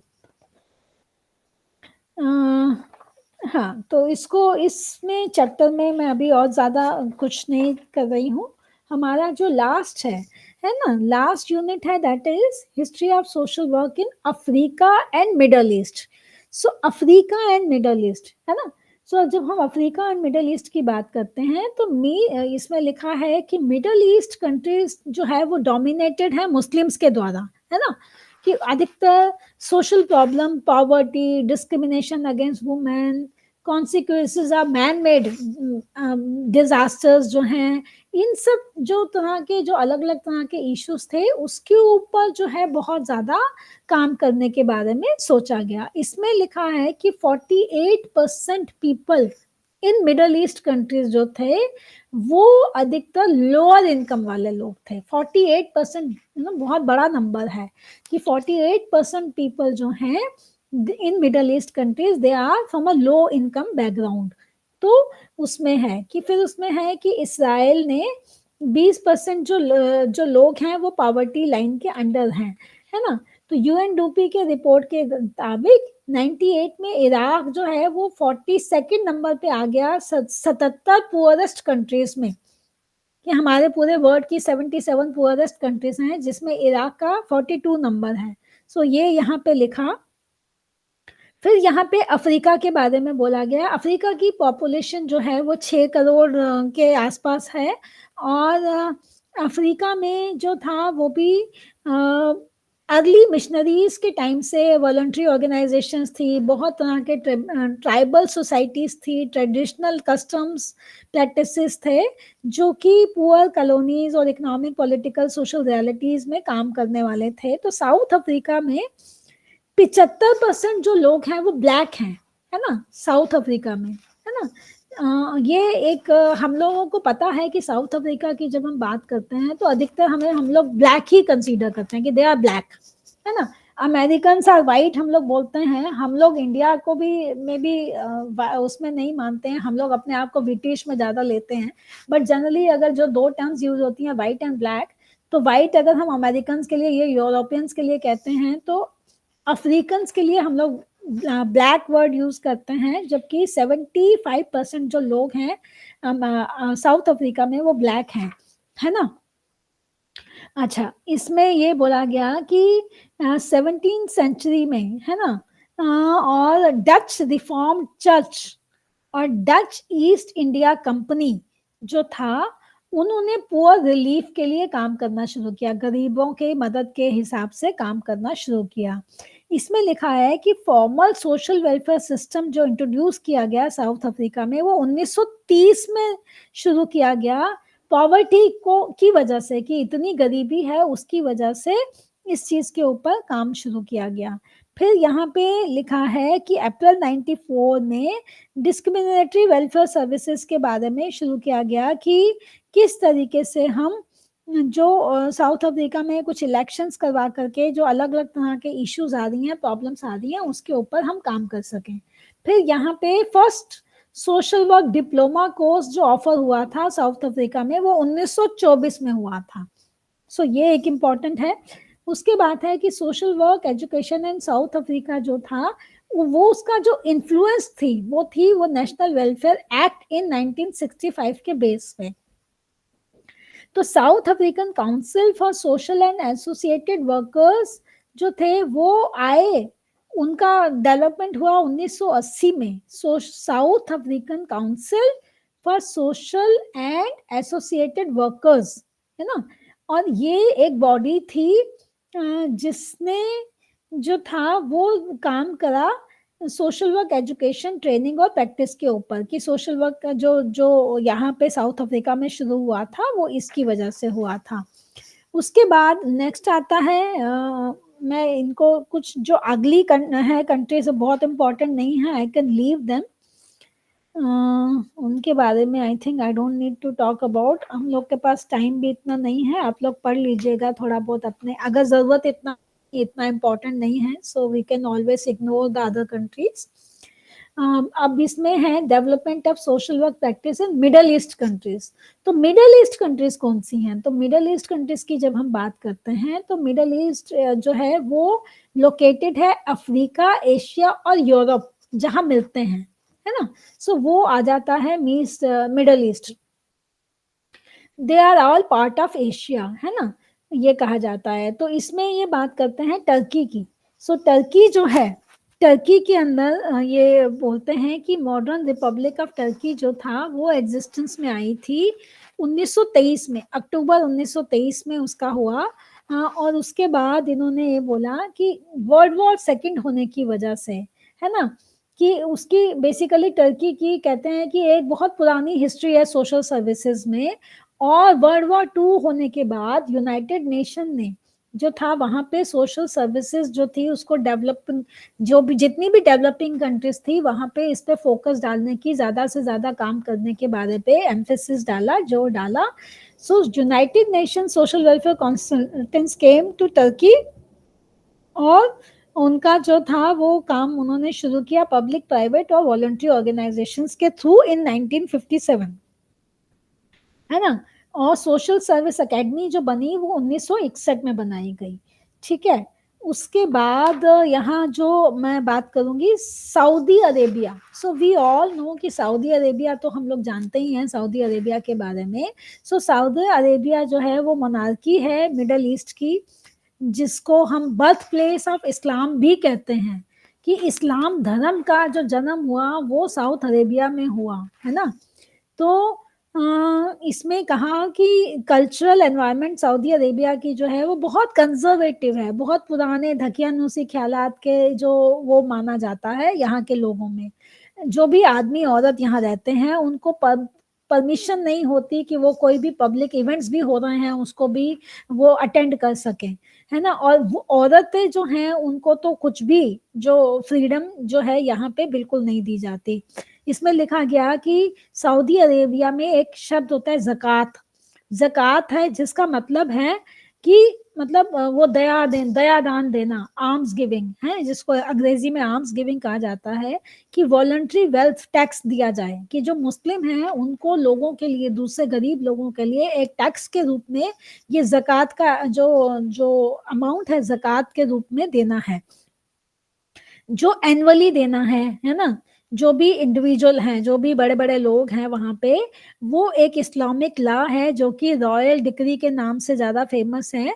तो एनुअल एक फ्लैट रेट था 2.5%। आपकी जितनी भी इनकम है उसका 2.5% जो है वो ज़कात के रूप में आपको देना है, जिससे कि गरीब जो लोग हैं उनकी मदद की जा सके, वो फिजिकली और मेंटली डिसएडवांटेज लोग हों, जो वल्नरेबल मेंबर्स ऑफ सोसाइटी हैं वो, या कोई भी जुवेनाइल डेलिंक्वेंसी के से जूझते हुए बच्चे हैं वो, तो उनको इस तरीके से मदद की जरूरत है। Social work education Saudi Arabia में लाइक अदर मीन्स जो है उसका जो इन्फ्लुएंस था वो वेस्ट से था, और इसकी शुरुआत जो थी डिपार्टमेंट ऑफ सोशल वर्क और sociology and social work university जो थी वो शुरुआत की गई थी 1955 में। थोड़ा बहुत इसका बारे में लिखा है, जो है वो सऊदी अरेबिया में इस पर ज़्यादा वो किया गया था।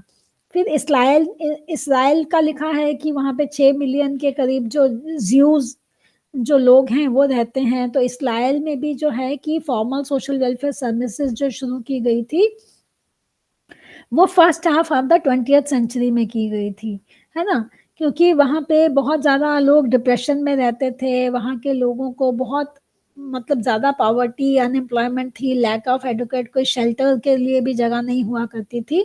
सो इन सब प्रॉब्लम्स को जूझने के लिए शुरू किया गया था कोर्स इन सोशल वर्क, जो स्टार्ट हुआ था 1934 में हुआ था यहाँ पे, है ना। तो इस तरीके से इसके बारे में यहाँ पे बताया गया है ना। तो मेनली आई थिंक मैंने बहुत कोशिश किया कि बहुत शॉर्ट में मैं आपको ये जो बेसिक इस पूरे ब्लॉक में है उसके बारे में आप लोगों को मैं एक्सप्लेन कर सकूं, थोड़ा थोड़ा बेसिक्स बता दूं।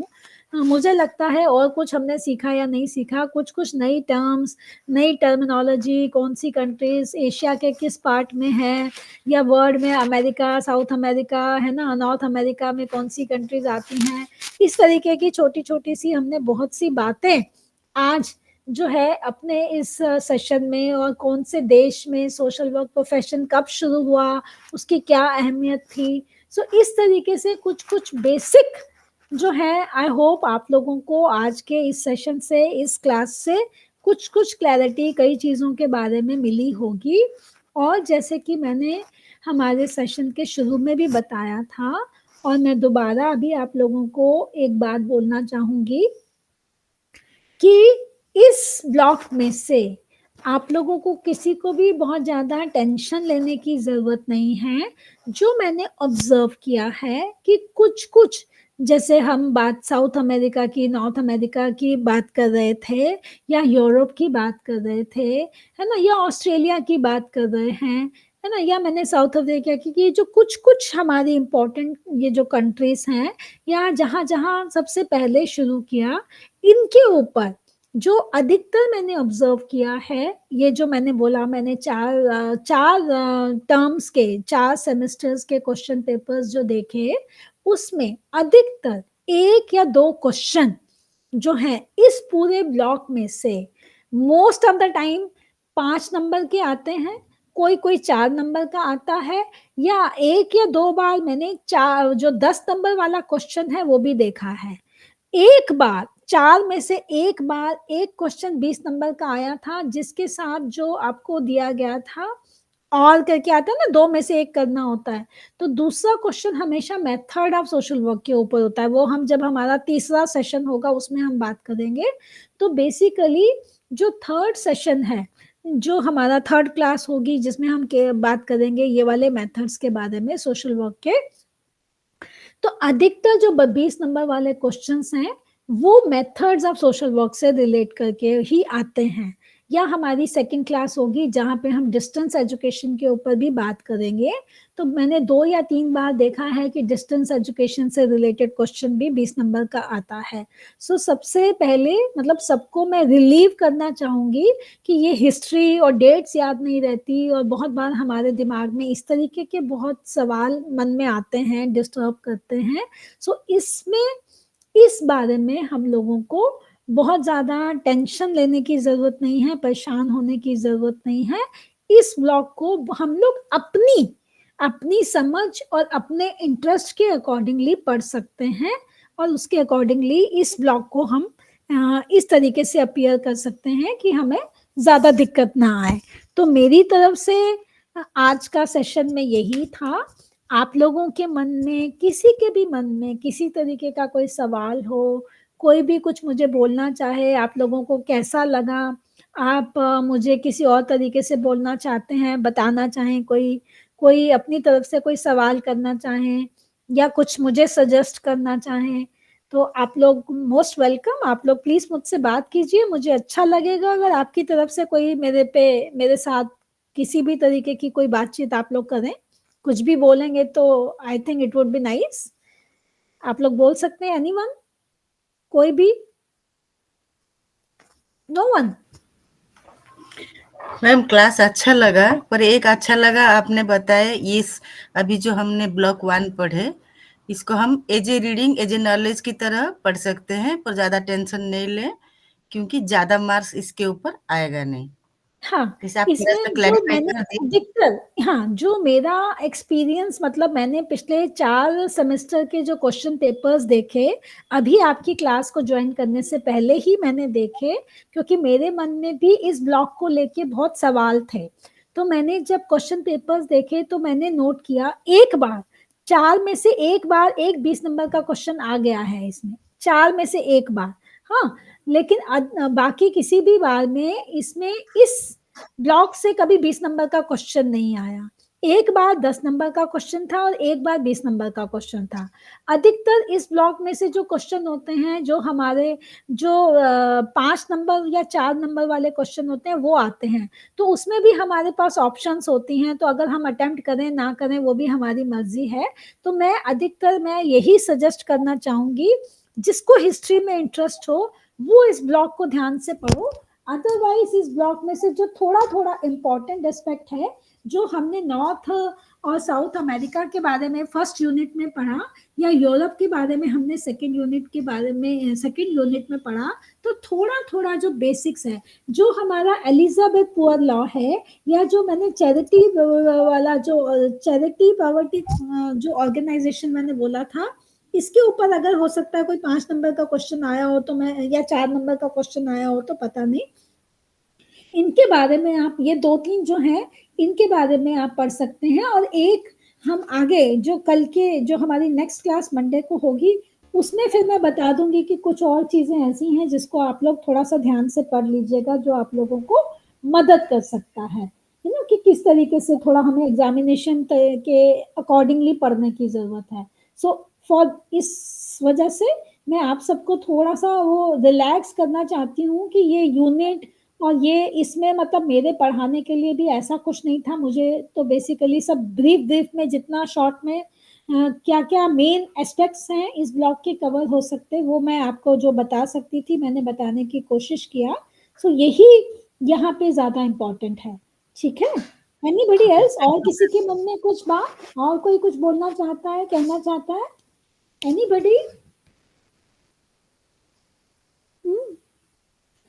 अच्छा लगता है जब हम लोग आपस में बात करते हैं, मतलब सिर्फ मेरी शक्ल आप लोग सब देख रहे हैं, एक तो मुझे किसी की शक्ल भी नहीं दिखती, मुझे मजा नहीं आता। मुझे मजा आता है जब हम लोग एक दूसरे को देख करके बात करें, है ना? मैं ज्यादा एंजॉय करती हूँ। मतलब जैसे मैंने बोला आप लोगों को कि my nature is to have a interactive, मतलब एक ऐसा करना कि हम लोग एक दूसरे से बात करें। जो जैसे मैंने बोला कि मैं तो अपनी फील्ड में सेशंस लेती हूँ, और मेरी फील्ड के सेशन में मुझे लगता है कि अगर मैंने आधे घंटा बोला और आधा घंटा तो मेरे साथ क्वेश्चन आंसर्स ही चलते हैं, क्योंकि वो तो फील्ड है, उस फील्ड में तो काम कर रही हूँ। अब आज सुबह मेरा सेशन था जो कारा का था, कारा मतलब सेंट्रल एडॉप्शन रिसोर्स अथॉरिटी। तो कारा का सेशन जो ऑर्गेनाइज किया था वो ऑनलाइन ही था, वो 2 घंटे का था। और वो सेशन था बेसिकली कि हमारा जो मेरा सब्जेक्ट है चाइल्ड वेलफेयर कमेटी का, कि बच्चों को लीगली फ्री फॉर अडॉप्शन करना है, उससे रिलेटेड। और आज जो था वो राजस्थान स्टेट के साथ था। तो राजस्थान स्टेट के साथ था तो उनके तो कम पता नहीं 10-15 तो क्वेश्चन ही हो गए कि मैडम ये भी बताओ, ये भी बताओ, ये भी बताओ। तो वो मैं एंजॉय करती हूँ क्योंकि वो मेरा सब्जेक्ट है। हाँ, मेरे सब्जेक्ट पे जिसपे मेरे को इतने साल हो गए काम करते हुए, आप लोगों के मन में कोई भी क्वेश्चन है तो करो। पर हाँ, आप लोगों से अब ऐसा ये सब्जेक्ट है, इस पे ऐसा कोई खास क्वेश्चंस तो नहीं हो सकते, और ये टॉपिक भी इन अ वे आप कह सकते हैं बोरिंग है, मैं मान भी सकती हूँ अगर आप ये कहें बोरिंग है, मुझे भी, मेरे लिए भी ये बहुत बोरिंग है, मुझे भी बहुत टाइम लगा इसको पढ़ के समझ के और जितना भी मैंने बोला उसको तैयार करने में, it really took me lot of time. ये जो भी मैंने आज आप लोगों को बोल के बोला उसकी तैयारी करने में भी मुझे बहुत समय लगा। तो एनीवे, तो होप हम लोग सब अब मिलेंगे मंडे को, ठीक है? Yes So, ma'am, thank you okay, ma'am. all of you have a nice weekend and let's meet on Monday. Okay? Okay Yes, Bye ma'am, everybody. Thank you Bye. Ma'am, नमस्ते। Okay. Namaste.